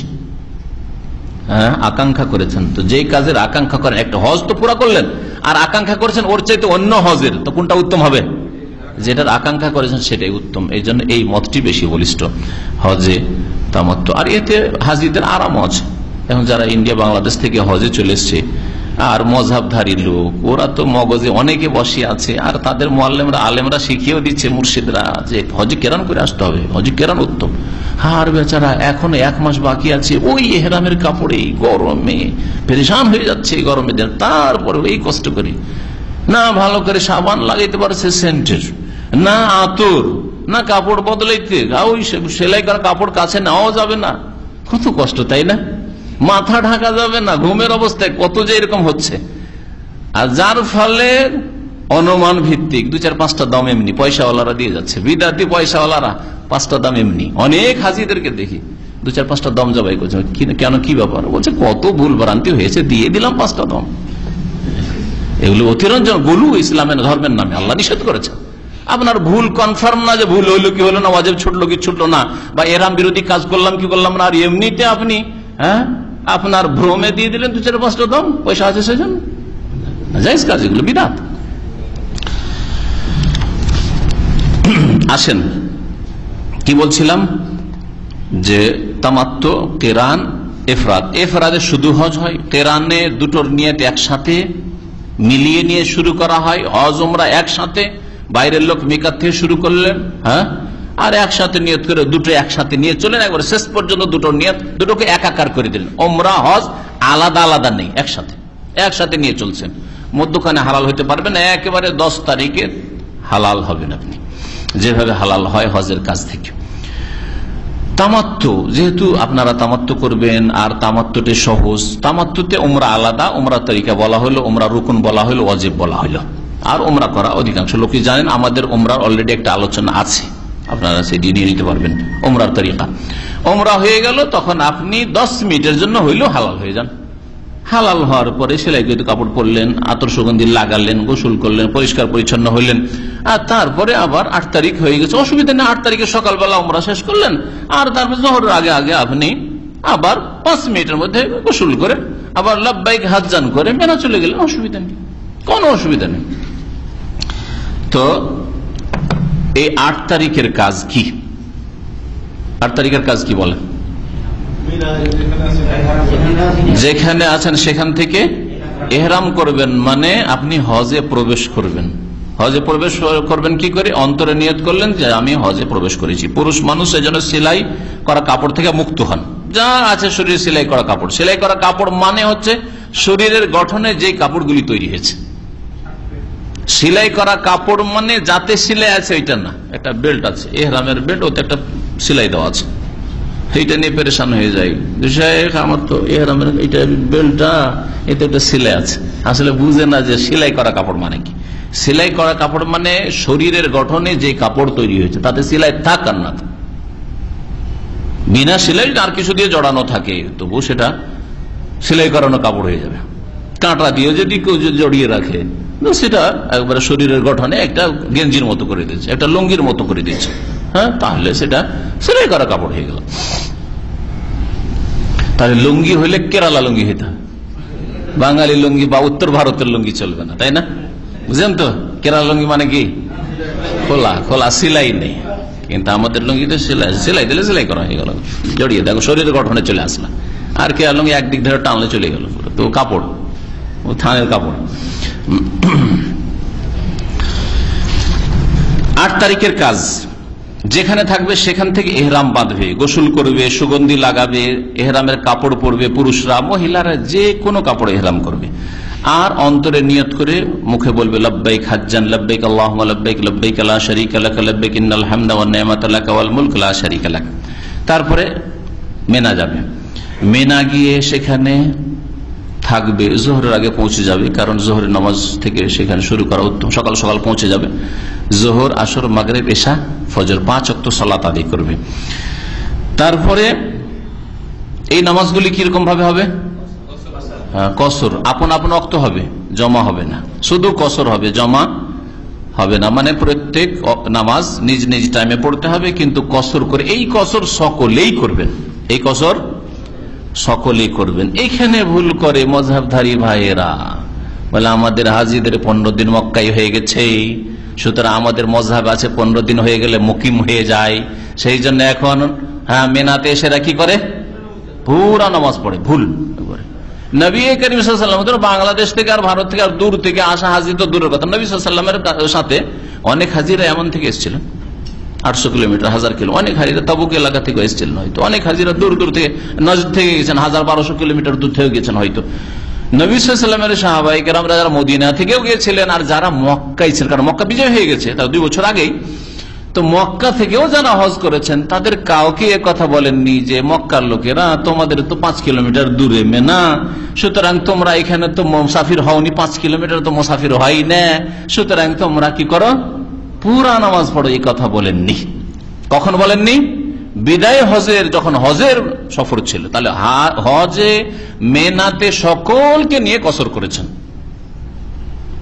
পক্ষান্তরে যখন মক্কা বিজয় করলেন 8ম হিজরি, তার 2 বছর, আর মক্কায় নামাজ পড়ালেন, তখন যেহেতু অনেক মুসলিম লোকাল ওখানকার মক্কার, আর অধিকাংশ মুসলিমরা এইখান থেকে গিয়েছেন, তাদের সকলকে নামাজ পড়াতে গিয়ে বলে, ইয়া আহলা মক্কা, তা হে মক্কাবাসীরা, মুওয়াত্তা মালিকের সহিহ হাদিস, ইয়া আহলা মক্কা, তা হে আহলে মক্কা, আতিম্মু সালাতাকুম, তোমরা তোমাদের নামাজ কমপ্লিট 4 রাকাত পড়বে, ফাইন্না কওমুন সাফারুন, কারণ আমরা হচ্ছি মুসাফির জাতি, আমরা মুসাফির, আমরা ইমামত করব, 2 রাকাত পড়ে সালাম ফিরে দেব, তোমরা 4 রাকাত নামাজ পুরা করবে।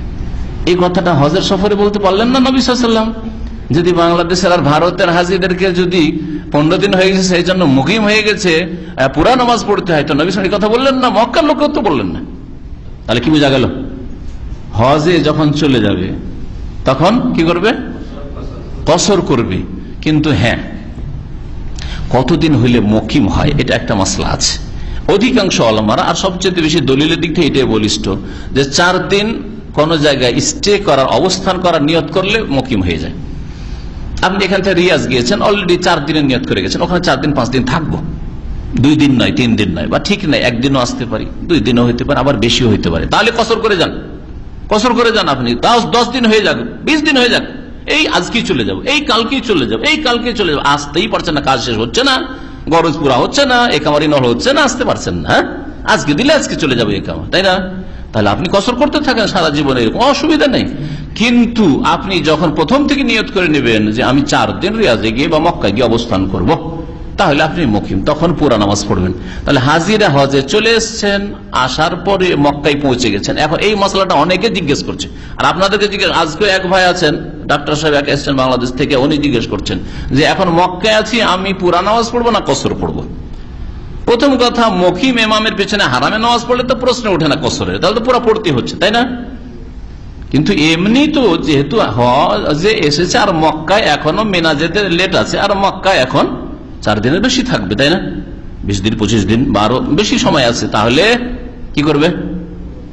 মুকিম পুরা নামাজ পড়বে। তাহলে মক্কাতে ইমামের পিছনেও পুরা নামাজ পড়বে, হোটেলে কখন একাও যদি বাই চান্স নামাজ পড়তে হয় তবুও কি করবে? পুরা নামাজ পড়বে। কিন্তু যেই দিন আবার মক্কা থেকে 8 তারিখে জিলহজ মাসের মেনা চলে যাবে, তখন আবার তার সফর শুরু হয়ে গেছে। সফর কারণ হোক, অথবা কি বলছে নসক, মানে হজে প্রবেশ করা কারণ হোক। ইমাম মালিক রহমতুল্লাহ আলাইহি বা এরকম কিছু আইম্মারা আছে, তারা বলছেন হজটাই হচ্ছে তার সফর এর কারণ, হজে ঢুকেছে সুতরাং সে কসর করবে। আর একদল বলছেন না, এখন সফর, যখন মেনা চলে গেল তখন কসর করবে, কারণ নবী সাল্লাল্লাহু আলাইহি ওয়াসাল্লামের কোন সাহাবী কে তিনি পুরা নামাজ পড়াননি হজের মৌসুমে। বুঝতে পারছেন মাসালা? না অস্পষ্ট? তো তাহলে হাজিরা যে ভুলটা করে যে এখানে পুরা নামাজ পড়ে, পুরা নামাজ পড়বে না, বরং কি করবে? কসর করবে আপন আপন ওয়াক্তে। 4 রাকাত বিশিষ্ট নামাজগুলি 2 রাকাত পড়বে, এটা হচ্ছে কসর। আর তারপরে 9 তারিখ যখন সকাল হলো, এখন কি করবে? 9 তারিখে সূর্য ওঠার পরে আরাফার দিকে রওনা হবে। সূর্য ওঠার পরে গেলেই ভালো, কিন্তু আজকাল যারা হামলার সাথে কাফেলার সাথে যান, সূর্য ওঠার পরে না, রাত 1টা-2টোর দিকে নিয়ে চলে যায়, সেখানে আপনি নিরুপায়, সুন্নতের খেলাফ একটু হচ্ছে, অসুবিধা নেই। কারণ না গেলে আপনাকে গন্তব্যস্থানে পৌঁছাতে পারে, আপনার টেন্ট তাঁবুতে পৌঁছাতে পারবে না, আপনি যেখানে সেখানে ফুটপাতে পড়ে কষ্ট করবেন। সারাদিন কষ্ট করার চাইতে একটু রাতে কষ্ট করে চলে গেলেন, ফজরের সুন্নতটা এখানে, মানে ফজরের নামাজটা পড়া এখানে সুন্নত ছিল, এটাই ছুটলো, অসুবিধা নেই, করেন। এই ক্ষেত্রে তাদের বিরোধিতা করে আপনি নিজেকে কষ্ট ফেলবেন না। কিন্তু সুন্নত তরিকা হচ্ছে যে পায়ে হেঁটে যদি যান, অথবা নিজ স্বাধীন যাচ্ছেন, বা আপনি পারবেন যেতে, তাহলে সকালবেলা সূর্য উঠে যান, তারপরে আরাফার উদ্দেশ্যে রওনা হন। আরাফা গিয়ে কি করবেন? সেখানে জোহর আসর কসরও করবেন, আর জমা একত্রিত করবেন। কোন জমা? জামায়ে তাকদিম, মানে অগ্রিম জমা, এটাকে বলা হয়। জোহরের টাইমে আসরটা পড়ে নেবেন, জোহর পড়া হইলো জওয়ালের পরে, তারপরে পরে আসর পড়ে নেবেন, আর তারপরে আরাফার মধ্যে মাগরিব পর্যন্ত কাটাবেন। এই সময়টা কিসে কাটাবেন? নামাজ পড়া হলো, জিকির আজকার, দুয়া, কিবলামুখী হয়ে, এতে যদি সময়টা পার না হয় আরো নেক আমল রয়েছে, কোরআন তেলাওয়াত করেন, কাউকে কিছু উপদেশ দেন, কেউ শিখান, কেউ শিখেন, এইরকম। তারপরে যখন সূর্য ডুবে যাবে তখন মুজদালিফার উদ্দেশ্যে রওনা হবে। সূর্য ডুবিয়ে দেওয়ার পরে মুজদালিফায় এসে মাগরিবের নামাজ 3 রাকাত পড়বে, এশার নামাজ 2 রাকাত পড়বে, জমা করবে। হ্যাঁ, তাখির এটাকে বলে বিলম্ব করে জমা করেন। মাগরিবটা এশার ওয়াক্তে পড়া, রাস্তায় মাগরিব হয়ে গেছে, মাগরিব পড়বেন না, এশার সাথে জমা করবেন। কিন্তু যদি অর্ধেক রাত পার হয়ে যায়, রাস্তায় বাসে আছেন, পায়ে হেঁটে তো সমস্যা নেই, 2-3 ঘন্টার মধ্যে চলে আসবেন, কিন্তু বাসে আছেন বা ট্রেনে আছেন, ট্রেনে তো চলে আসা যায় সহজে, বাসে বিশেষ করে সমস্যাটা। বাসে আছেন আর আসতে পারলেন না, রাত 11টা হয়ে গেল রাস্তাতে, এখনো মুজদালিফা কখন যাব জানি না, কি করবেন এখন? তাহলে রাস্তাতে বাসে বসে হোক আর বাস থেকে নেমে হোক, যেভাবে হোক মাগরিব এশা পড়ে নেন, কাজা হয়ে গেলে গুনাহগার হবেন। তারপরে 9 তারিখের কাজ শেষ তাহলে না, সংক্ষেপে 9 তারিখের মুজদালিফায় রাত্রে পৌঁছে গেলেন, মুজদালিফার রাতের কাজ শেষ হয়নি। ফজর নামাজ পড়েন, ফজর নামাজ পড়ার পরে কি করবেন? হ্যাঁ, আরাম করবেন। হ্যাঁ, ওখানে দোয়া করা সবচেয়ে উত্তম হচ্ছে ফজর নামাজ পড়ে দাঁড়িয়ে কেবলা মুখে দোয়া করেন। আল্লাহ পাক দোয়া করতে বলেছেন, জিকির আজকার করতে বলেছেন, নবী সাল্লাল্লাহু আলাইহি ওয়াসাল্লাম দোয়া করেছেন। এখানে এই জায়গাটা একটা দোয়া কবুল হওয়ার জায়গা, এখানে দোয়া করবেন যতক্ষণ পর্যন্ত ফর্সা না হয়ে যায়। সূর্য উঠাবার প্রয়োজন নেই, কিন্তু ফর্সা হয়ে যাক, জনাক হয়ে গেছে, আর তারপরে সেখান থেকে রওনা হন, এটা উত্তম। কিন্তু মহিলাদের ক্ষেত্রে, শিশুদের ক্ষেত্রে, বৃদ্ধদের ক্ষেত্রে নবী করিম সাল্লাল্লাহু আলাইহি ওয়াসাল্লাম অনুমতি দিয়েছেন, একটা ডিসকাউন্ট আছে। কে বলতে পারেন ডিসকাউন্ট? সেটা হচ্ছে পাথর মারার জন্য অর্ধেক রাতেই, রাত 11টা-12টা হয়েছে, মুজদালিফা ছেড়ে দিয়ে মেনা চলে যেতে পারে। গিয়ে একদল বলছেন না, ফজর হওয়া পর্যন্ত অপেক্ষা করে, ফজর হওয়ার পরে পাথর মারবে, এখানে ইখতিলাফ আছে, ইজতিহাদি ইখতিলাফ। আর একদল বলছেন না, চলে গেছে তো বেকার বেকার বসে রয়েছে, ফজর আগে পৌঁছে যান, পাথর মেরে নিতে পারে। আল্লাহু আলাম। তবে ভালো যদি একটু অপেক্ষা করে ফজর নামাজটা পড়ে পাথর মারে, তাহলে সতর্কতা অবলম্বন করলো যেন। এখন হয়ে গেল কয় তারিখ? 10 তারিখ। 10 তারিখের কাজ কি? প্রথম কাজ, মেনা যখন পৌঁছিল, জামরায় পৌঁছার আগে আগে রাস্তায় যে কোনো জায়গা থেকে কি করবে? আজকে 7টা মারবেন, ওই 7টাই কোরআন সবগুলি নিতে হবে, একবার 70টা পাথর আর বোঝা বই বেড়াইতে হবে না। 7টা পাথর নেন, আর পাথর নিয়ে জামরা আকবাকে পাথর মারেন এক একটা করে। একসাথে যদি সবটি ছুড়ে দেয় কেউ, তাহলে আদায় হবে না? হবে না, একটা গণ্য হবে। একসাথে যদি ছুড়ে দেয় তো একটা গণ্য হবে। যদি সন্দেহ হয় যে 7টা মারলাম না 6টা মারলাম, তাহলে কি করবেন? নামাজের মতো, নামাজ যদি সন্দেহ হয় 3 রাকাত পড়লাম না 4 রাকাত, বা 3 রাকাত বা 2 রাকাত, তাহলে কোনটাকে ধরতে হবে? কমটা নিশ্চিত কম ধরতে হবে। 7টা পাথর মারা হলো না 6টা মারা হলো, 6টা ধরে নেন। যদিও 7টা মেরেছেন, একটা ভুলে 8টাই করে দিলেন, তাতে কোনো অসুবিধা নেই, কিন্তু কনফার্ম যাতে থাকেন যে হ্যাঁ কম করি নিয়ে নি। প্রত্যেকটি কম করে তাকবীর পাঠ করবেন। তারপরে 2 নম্বর কাজ কি করবেন? কোরবানি যদি আপনার থাকে, মানে আপনি হজে তামাত্তু করেছেন বা কিরান করেছেন, তার উত্তম হচ্ছে এই সময়টা কোরবানি করে নেওয়া। কোরবানি আজকাল অধিকাংশ লোকেরা করে না, হালকা করতে যায়, বোঝা, এই জন্য ব্যাংকে টাকা জমা করে দিল, উকিল বানিয়ে দিল, ব্যাংক কয়েক লাখ কোরবানি কিনে রেখেছে, তারা কোরবানি করছে আপনার পক্ষ থেকে। তাহলে কোরবানির অপেক্ষা করার প্রয়োজন নেই। এই মাসলাটা আজকাল অত্যন্ত জরুরি জেনে নেওয়া। আজকাল অধিকাংশ ভারত, পাকিস্তান, বাংলাদেশের হাজিরা প্রথম কথা ওই যে কোরবানির পয়সা পেমেন্ট করে, ওকে জিজ্ঞেস করে যে কয়টার সময় আমার কোরবানি হবে। সবগুলি রাতে দিন 10টা লিখা আছে মানুষকে বুঝাইবার জন্য। মানে 5 লাখ 10 লাখ কোরবানি ওই 10টার সময় হচ্ছে না, 3 দিনে হচ্ছে, 10 তারিখে হচ্ছে, 4 দিনে বরং হচ্ছে, 11 তারিখে হচ্ছে, 12তে হচ্ছে, 13 তারিখে হচ্ছে, 4 দিন ধরে কোরবানি হচ্ছে। আর আপনাই বাঙ্গাল বুঝাবার জন্য ওই রকম 10টার সময় কোরবানি হয়ে যাবে, অসুবিধা নেই, তোমার 10টায় কোরবানি হয়ে যাবে, তখন তুমি হালাল হয়ে যাবে, মানে মাথা মুন্ডন করেন। আর মাথা মুন্ডন করেন না, বসে আছেন, এখনো 10টা বাজেনি, কারণ আমার কাগজে লেখা আছে অথবা আমাকে বলে দিয়েছে কাউন্টারে যে তোমার 10টার সময় কোরবানি হবে। পাগল সব, এগুলো পাগল হাজি সব। এই কোরবানি হইল কি হলো না, এর সাথে আপনার চুল কাটার কোনো সম্পর্ক নেই। নিজে হাতে কোরবানি করেন, তাহলে তরতিব ঠিক রাখার চেষ্টা করেন, এটা উত্তম। কিন্তু আগে পরে হইলে ইফাল ওয়ালা হারাজ, নবী সাল্লাল্লাহু আলাইহি ওয়াসাল্লাম বলেছেন, আগে পরে হইলেও কোনো অসুবিধা নেই, যেখানে বলা আছে। 2 নম্বরে কুরবানি করা, এটা ভালো। 3 নম্বরে মাথা মুন্ডন করবেন অথবা ছোট করবেন পুরো মাথা থেকে। এর মাধ্যমে আপনি প্রাথমিক হালাল হবেন, তাহাল্লুল আউয়াল বলা হয়। প্রথম পর্যায়ে আপনি হালাল হয়ে গেলেন। প্রথম পর্যায়ে হালালে কোন কোন জিনিসগুলি হালাল হয় আর কোনটা হারাম থাকে? এহরামের অবস্থায় যতগুলি নিষিদ্ধ কাজ ছিল সবগুলি হালাল, একমাত্র স্ত্রীর কাছে যাওয়া। শুধু সহবাস নাই, সহবাস নাই তাই একটু রসিকতা করে ধরা যাবে নাকি, একটু আদর করা যাবে নাকি? না, কোনোটাই চলবে না, ওর ভূমিকাটাও চলবে না। সহবাসের ভূমিকা যতটা হইতে পারে কিছুই চলবে না। হ্যাঁ, কোনো রাখাস চলবে না, বুঝছেন না? আমোদ ফুর্তি করছেন, দুইজন হাত ধরে যাচ্ছেন আর আমোদ ফুর্তি করছেন, আর এইদিকে পালপিটেশন শুরু হয়েছে। এমনটা যেন না হয়।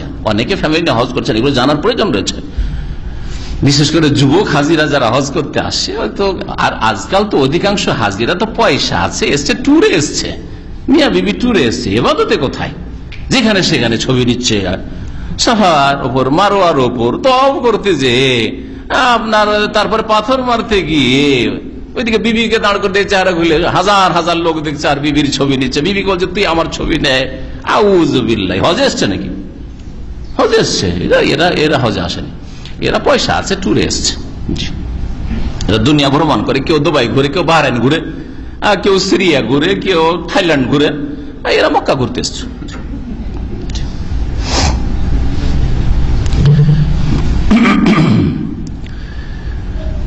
প্রাথমিক হালাল হয়ে যাওয়া মানে এখন আপনি কাপড় বদলে নেন, সেলাই করা কাপড় পরেন, সুগন্ধি লাগান।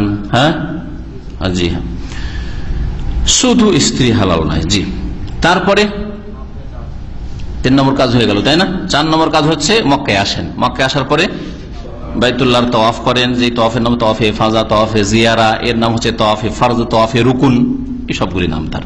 এটা হচ্ছে হজের তওয়াফ। আর হজে তামাত্তু যেহেতু করেছেন, ওমরার সাই ওটা হয়ে গেছে, আগে যেটা সাই করেছেন, এখন সাই আপনার বাকি আছে, সাই করতে হবে। আর যদি হজে কেরান করেন বা ইফরাদ করেন তো একটাই সাই যথেষ্ট। সেই জন্য আগে যদি সাই করে নিয়ে থাকেন প্রথম যখন এসেছিলেন, তাহলে এখন আর সাই করা লাগবে না। আর যদি তখন সাই না করে থাকেন, শুধু তওয়াফে কুদুম করেছেন, তারপরে মেনা চলে এসছেন হয়তো, তাহলে আপনাকে এখন সাই করতে হবে। এই তওয়াফ করার পরে তওয়াফে ইফাজা যখন হয়ে গেল 10 তারিখে, যে কোনো সময় যদি আপনি তওয়াফে ইফাজা করে নিতে পারেন, এখন আপনার তাহাল্লুলে সানি মানে ফাইনাল হালাল হয়ে গেলেন। আপনি সম্পূর্ণরূপে আপনি হালাল হয়ে গেলেন। এখন মাশাআল্লাহ পয়সা আছে, হিলটনে আপনার হোটেল, মিয়া বিবি চলে যান, অসুবিধা নেই। হ্যাঁ, আর তারপরে ওখান থেকে এইখানে আর দ্বিধাদ্বন্দ্ব নাই। এগুলো জানার প্রয়োজন রয়েছে, অনেকের জানার প্রয়োজন রয়েছে। এক আমেরিকার হাজি ভাই মশলা জিজ্ঞেস করছে, ওকে কেউ বলে তোমরা স্বামী স্ত্রী এসছো, তোমাদের কাছে যাওয়াই যাবে না, অথচ উমরা করে হালাল হয়ে বসে আছে মক্কায়। এই গত সপ্তাহের প্রশ্ন এটা, তবে জানার আপনাদের প্রয়োজন রয়েছে। ওই দিনে এখনো আপনার কি বাকি?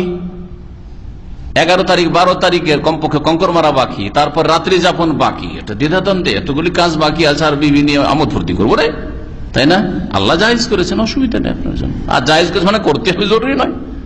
হ্যাঁ, যেতে হবে জরুরি নয়, কিন্তু কেউ যদি চায় যেতে পারে, অসুবিধা নেই। পয়সা আছে, হোটেলে গেল, যেখানে গেল, আত্মীয় বাড়ি আছে, অসুবিধা, নিজের বাড়ি আছে, মক্কা রাজি, অসুবিধা নাই। তারপর আবার হাট বাজার করার মতো আবার চললো, রাতের গিয়ে কাটালো গিয়ে এতে মেনাই। তারপরের দিন হচ্ছে 11 তারিখ, এটা হজের কাজের 4র্থ দিন। 8 তারিখ শুরু করেছি, 9, 10 হয়ে গেল, 11 তারিখ হচ্ছে হজের 4র্থ দিন। এই দিনের কাজ মাত্র 2টা। কি? মাথার উপর থেকে সূর্য গড়ে যাওয়ার পরে 3টি জামরাকে মেনার দিক থেকে আসবে, এসে প্রথমটিকে মারবে 7টি, হ্যাঁ, তারপরে দোয়া করবে। দ্বিতীয়টিকে 7টি মারবে, তারপরে একটু এগিয়ে দোয়া করবে, কিবলামুখী হয়ে হাত তুলে দোয়া করবে। তারপরে তৃতীয়টিকে 7টি মারবে, আর থামবেও না, দোয়া করবে না। হ্যাঁ, 3 সাথে 21টি মারবে। আর কি কাজ করবে? এই 11 তারিখের পরে রাত হচ্ছে 12 তারিখের, এই 12 তারিখের রাত্রি যাপন করবে। তাহলে হয়ে গেল এটা। তারপরে হচ্ছে হজের 5ম দিন, তার মানে 12ই জিলহজ, তাশরিকের 2য় দিন, 12ই জিলহজ। 12ই জিলহজে এইরকমই 2টি কাজ করবে। কি? এই 3 সাথে 21টি পাথর মারবে, যে নিয়মে বলা হইলো। আর হ্যাঁ, তারপরে এখন 12 তারিখ হয়ে গেছে, কি করবে? হ্যাঁ, এখন আল্লাহ পাক ইখতিয়ার দিয়েছেন, অপশন। আল্লাহ বলছেন, ফামান তাআজ্জালা ফি ইয়াওমাইনি ফালা ইসমা আলাইহি ওয়া মান তাআখারা ফালা ইসমা আলাইহি লিমান ইত্তাকা। সূরা বাকারায় আল্লাহ পাক ইরশাদ করেছেন, ফামান তাআজ্জালা ফি ইয়াওমাইনি, যেই ব্যক্তি 2 দিনে তাড়াতাড়ি হজ শেষ করে আসতে চায়, 2 দিনে, 11 তারিখ পাথর মেরেছে, 12 তারিখ পাথর মারা হলো, 2 দিন হয়ে গেছে, এই 2 দিনকে বোঝানো হয়েছে। 11 তারিখ আর 12 তারিখ এই 2 দিন বোঝানো হয়েছে ইয়াওমাইন। ফালা ইসমালে, তার কোনো গুনাহ নেই। অমান তাআখারা, আর কেউ যদি বিলম্ব করে যে আমি 13 তারিখও থাকবো, তাহলে 12 তারিখের পরে যে রাতটা আছে এই রাতও কাটাতে হবে মেনাই। আর তারপরে 13 তারিখ আবার দুপুরে মাথার উপর থেকে সূর্য গড়ার অপেক্ষা করে, সূর্য যখন গড়ে যাবে তখন এই 3টি জামরাকে ওইভাবে পাথর মারবে, তারপরে 13 তারিখে হজ শেষ। অধিকাংশ হাজিরা আজকাল, দেশি বিদেশি অধিকাংশ হাজিরা, আমার অনুমানে 80% হাজি, শতকরা 80টা হাজি এই 12 তারিখে চলে যায়। এই জন্য 12 তারিখে খুব ভিড় থাকে মক্কায়, তওয়াফে বিদার ক্ষেত্রেও বা মক্কাতে রাস্তাঘাটেও। আর তারপরে 13 তারিখে যে এই রাতটা যারা কাটায়, 12 তারিখের পরে 13 তারিখের রাত, 13 তারিখের দিনে পাথর মারে, কত যে আরাম লাগে মেনায় হজ করে, খুব মজা লাগে। এই জন্য বিশেষ করে যারা ফরজ হজ প্রথম যাচ্ছেন তারা এই সুবিধাবাদী হয়ে 12 তারিখে তাড়াহুড়া করে আসবেন না, যদি এমার্জেন্সি বা জরুরি না থাকে। যদিও শরীয়তে অনুমতি আছে, আল্লাহ পাক দিয়েছেন অনুমতি, 13 তারিখে থেকে হজটা পুরোপুরি করে ফিরে আসবেন। আল্লাহ পাক যেন আমাদের সকলের হজ কবুল করেন। যেসব ভাইরা হজ করেছেন আল্লাহ পাক তাদেরকে আরো বেশি বেশি হজ বাইতুল্লাহ করার তৌফিক দান করেন। যেসব ভাইরা এখনো হজ করতে পারেননি, এবারে নিয়ত করেছেন, আল্লাহ পাক তাদের যেন মনের আশা পূরণ করেন। আল্লাহ পাক সহি সালামতে হজ করার তৌফিক দান করেন। আর যেসব ভাইরা এখনো হজের মতো সচ্ছলতা পাননি, অভাব আছে, আল্লাহ পাক অভাব যেন দূর করে দেন। আর এই দেশ থেকে কোরআন হাদিসের সহি জ্ঞান নিয়ে যাওয়ার তৌফিক দান করেন, হজ উমরা বেশি বেশি নিয়ে যাওয়ার তৌফিক দান করেন, হালাল রিজিক আল্লাহ বরকত দান করে হালাল রিজিক নিয়ে যাওয়ার তৌফিক দান করেন, হারাম রিজিক থেকে আল্লাহ পাক বাঁচিয়ে রাখেন। এখান থেকে প্রায় হজ শেষ হয়ে গেল। এখন মক্কা যখন ছাড়বেন, আপনারা তো তাড়াতাড়ি ওই রাতেই ছাড়তে হয়, তাই না? অধিকাংশ বাসগুলি রাতে চলে আসে। এই জন্য আপনাদের জন্য এখন এমার্জেন্সি হয়ে গেছে কি কাজ, একটা মাথায় বোঝা বাকি আছে, কি বিদায়ী তওয়াফ, তওয়াফে বেদা। বিদায়ী তওয়াফ করবেন যখন আপনি বেরোচ্ছেন তার 2-4 ঘন্টা আগে। ধরেন তওয়াফ করতে 2 ঘন্টা থেকে 3 ঘন্টা লাগবে, ধরেই নেন 2 ঘন্টা বেশি লাগবে না, ভিড় থাকলেও 2 ঘন্টা লাগবে। তাহলে আপনার সফর শুরু হবে ধরেন রাত 2টোই, তাহলে রাত 10টা, 11টা, 12টা এই টাইমগুলোতে আপনি তওয়াফ করেন। এমন নয় যে রাত 2টোর সময় বাস ছাড়বে বলেছে আর আপনি ওই বিকালবেলা গিয়ে আসর পরেই আপনি দুপুরে পাথর মেরে গিয়ে আসর পরে বিদায় তওয়াফ করে বসে আছেন, এটা ঠিক না।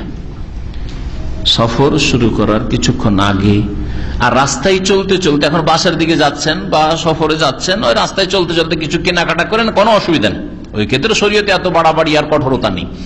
কিন্তু এখনো বাজার বাকি, কেনাকাটা বাকি, একদিন আরো থাকবো বা 10-20 ঘন্টা থাকবো আর তওয়াফে বেদাটা সেরেই দিলাম না, এরকম কাজ করবেন না। তাহলে আবার তওয়াফ করতে হবে, বিদায় তওয়াফ করতে হবে।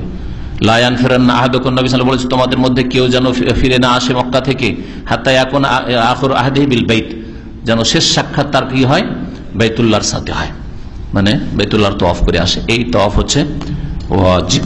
জি, তওয়াফ ওয়াজিব কার জন্য? হজকারীর জন্য, উমরাকারীর জন্য এই তওয়াফ উত্তম, করলে করতে পারে, কেউ করলে করতে পারে, কিন্তু ওয়াজিব নয়। সুতরাং এই উত্তম কাজের জন্য হুকুম দেওয়ার কোনো প্রয়োজন হয় না, কাউকে নির্দেশ দেবেন যে করেন, তওয়াফে বিদা উমরা এসছেন না, কোনো প্রয়োজন নেই। আর কিছু বাকি থাকলে জিজ্ঞেস করেন, আর না হইলে যেতে পারেন। সাল্লাল্লাহু নবিয়ানা মুহাম্মদ ওয়া আলা আলিহি ওয়া সাহবিহি আজমাইন। হাজী সাহেবরা ইন্ডিয়া বাংলাদেশের হাজী, হজ 13 তারিখে শেষ হয়, 13 জিলহজ, আর ওই মুহররমের 1 তারিখে প্রায় যাবেন। তাহলে বিদায় তওয়াফ কখন করবেন? যেই দিন তার জিদ্দা নিয়ে যাবে এয়ারপোর্টে, তার 2-4-5 ঘন্টা আগে বিদায় তওয়াফ করে নেবেন। প্রত্যেকটা তওয়াফ মানে তওয়াফ ফরজ হোক, ওয়াজিব হোক, সুন্নাত হোক, নফল হোক, যে কোনো তওয়াফ হোক, তওয়াফ 7 চক্কর, তার সাথে 2 রাকাত নামাজ পড়া সুন্নাত, মুখস্থ করে নেন। আমাদের ভাই জিজ্ঞেস করছেন যে বিদায় তওয়াফে কি নামাজ পড়তে হবে? প্রত্যেক তওয়াফে বাইতুল্লাহর তওয়াফ করে সম্পূর্ণ তখনই হবে যখন 2 রাকাত সুন্নাত আপনি পড়লেন। জি, মুজদালিফায় নবী সাল্লাল্লাহু আলাইহি ওয়াসাল্লাম বেতর নামাজ পড়েছেন কিনা কোনো প্রমাণ নেই। সফরে পড়েছেন, কিন্তু মুজদালিফায় বেতর নামাজ পড়েছেন কিনা বা ফজরের সুন্নাত পড়েছেন কিনা কোনো প্রমাণ নেই। সুতরাং এই ক্ষেত্রে কেউ পড়লে নিষেধ করব না, কারণ সফরে নবী সাল্লাল্লাহু আলাইহি ওয়াসাল্লাম পড়তেন। আর এখানে পড়েছেন কিনা কোনো প্রমাণ নেই, সেজন্য কাউকে পড়তেও বলবো না। কোরবানির বদলে যদি রোজা রাখে, 3টে রোজা মক্কায় রেখে আসবে, ঈদের দিন ছাড়া, ঈদের দিন রাখবে না। 10 তারিখে রোজা রাখা হারাম, রাখবেই না। আর 11, 12, 13 তারিখে যথাসাধ্য রাখবেন। আইয়ামে তাশরিকে রোজা রাখা অপছন্দনীয়। তাহলে তার আগে 7, 8, 9 এই তারিখগুলো, বা 6, 7, 8 এই তারিখগুলিতে আপনি 5 তারিখে হয়তো পৌঁছে গেছেন, তাহলে 6 তারিখে রোজা শুরু করে দেন। 6, 7, 8 এর মধ্যে রোজা শেষ। আরাফার দিনে হাজিরা যেহেতু নবী সাল্লাল্লাহু আলাইহি ওয়াসাল্লাম রোজা রাখেননি, না রাখলে ভালো, তবে রাখলে জায়েজ আছে যেই ব্যক্তি কোরবানি দিতে পারছে না তার জন্য। কিন্তু কোরবানির দিন রোজা রাখা জায়েজ নয়। 11, 12, 13 তারিখ রোজা রাখা অপছন্দনীয়। টাইম যদি শর্ট হয়ে যায়, ধরেন আপনি তার আগে পারেননি, তাহলে তাশরিকের দিনগুলিতে রোজা রাখতে পারেন, কিন্তু কোরবানির দিনে রোজা রাখা যাবে না। ঠিক আছে, রোজা রেখে আসুন, অসুবিধা আগে রেখেলেন, এটা ভালো। এখান থেকে নিয়ত করেন যে আমি নিয়ত করেছি, মনে হয় কাপড় বদলালেন না, তাহলে ইহরামে নিষিদ্ধ কাজ করলেন। তো এর জন্য আপনি ক্ষতিপূরণ কি দিবেন? আল্লাহ ইখতিয়ার দিয়েছেন, 3টা রোজা রাখলেই চলে। তো হয় কোরবানি দেন, নাই 6টা মিসকিনকে খাওয়ান, আর না হলে 3টা রোজা রাখেন। 6টা মিসকিনকে খাওয়াইতে পারেন, 6টা গরিব মিসকিনকে খাওয়াইতে পারেন, একবার একদিনের খাবার। হ্যাঁ, 6-10-60 রিয়াল, 6-10-60 রিয়াল কোনো গরিব মিসকিনকে খাওয়াই দিলেন, ওইখানে এখানে অসুবিধা নেই, খাওয়াই দিলে চলবে, ওখানে অসুবিধা নেই। হ্যাঁ, তো এইটা করে নেবেন, আর বাকি আল্লাহর কাছে গুনার মাফ চাইবেন। কিন্তু এইরকম সরকারি আইন অমান্য করে যাওয়া ঠিক না। কথা বলছেন? খালাস, হাজি নেই এবছর মনে হয়। আস্তাগফিরুল্লাহ, আস্তাগফিরুল্লাহ। হ্যাঁ।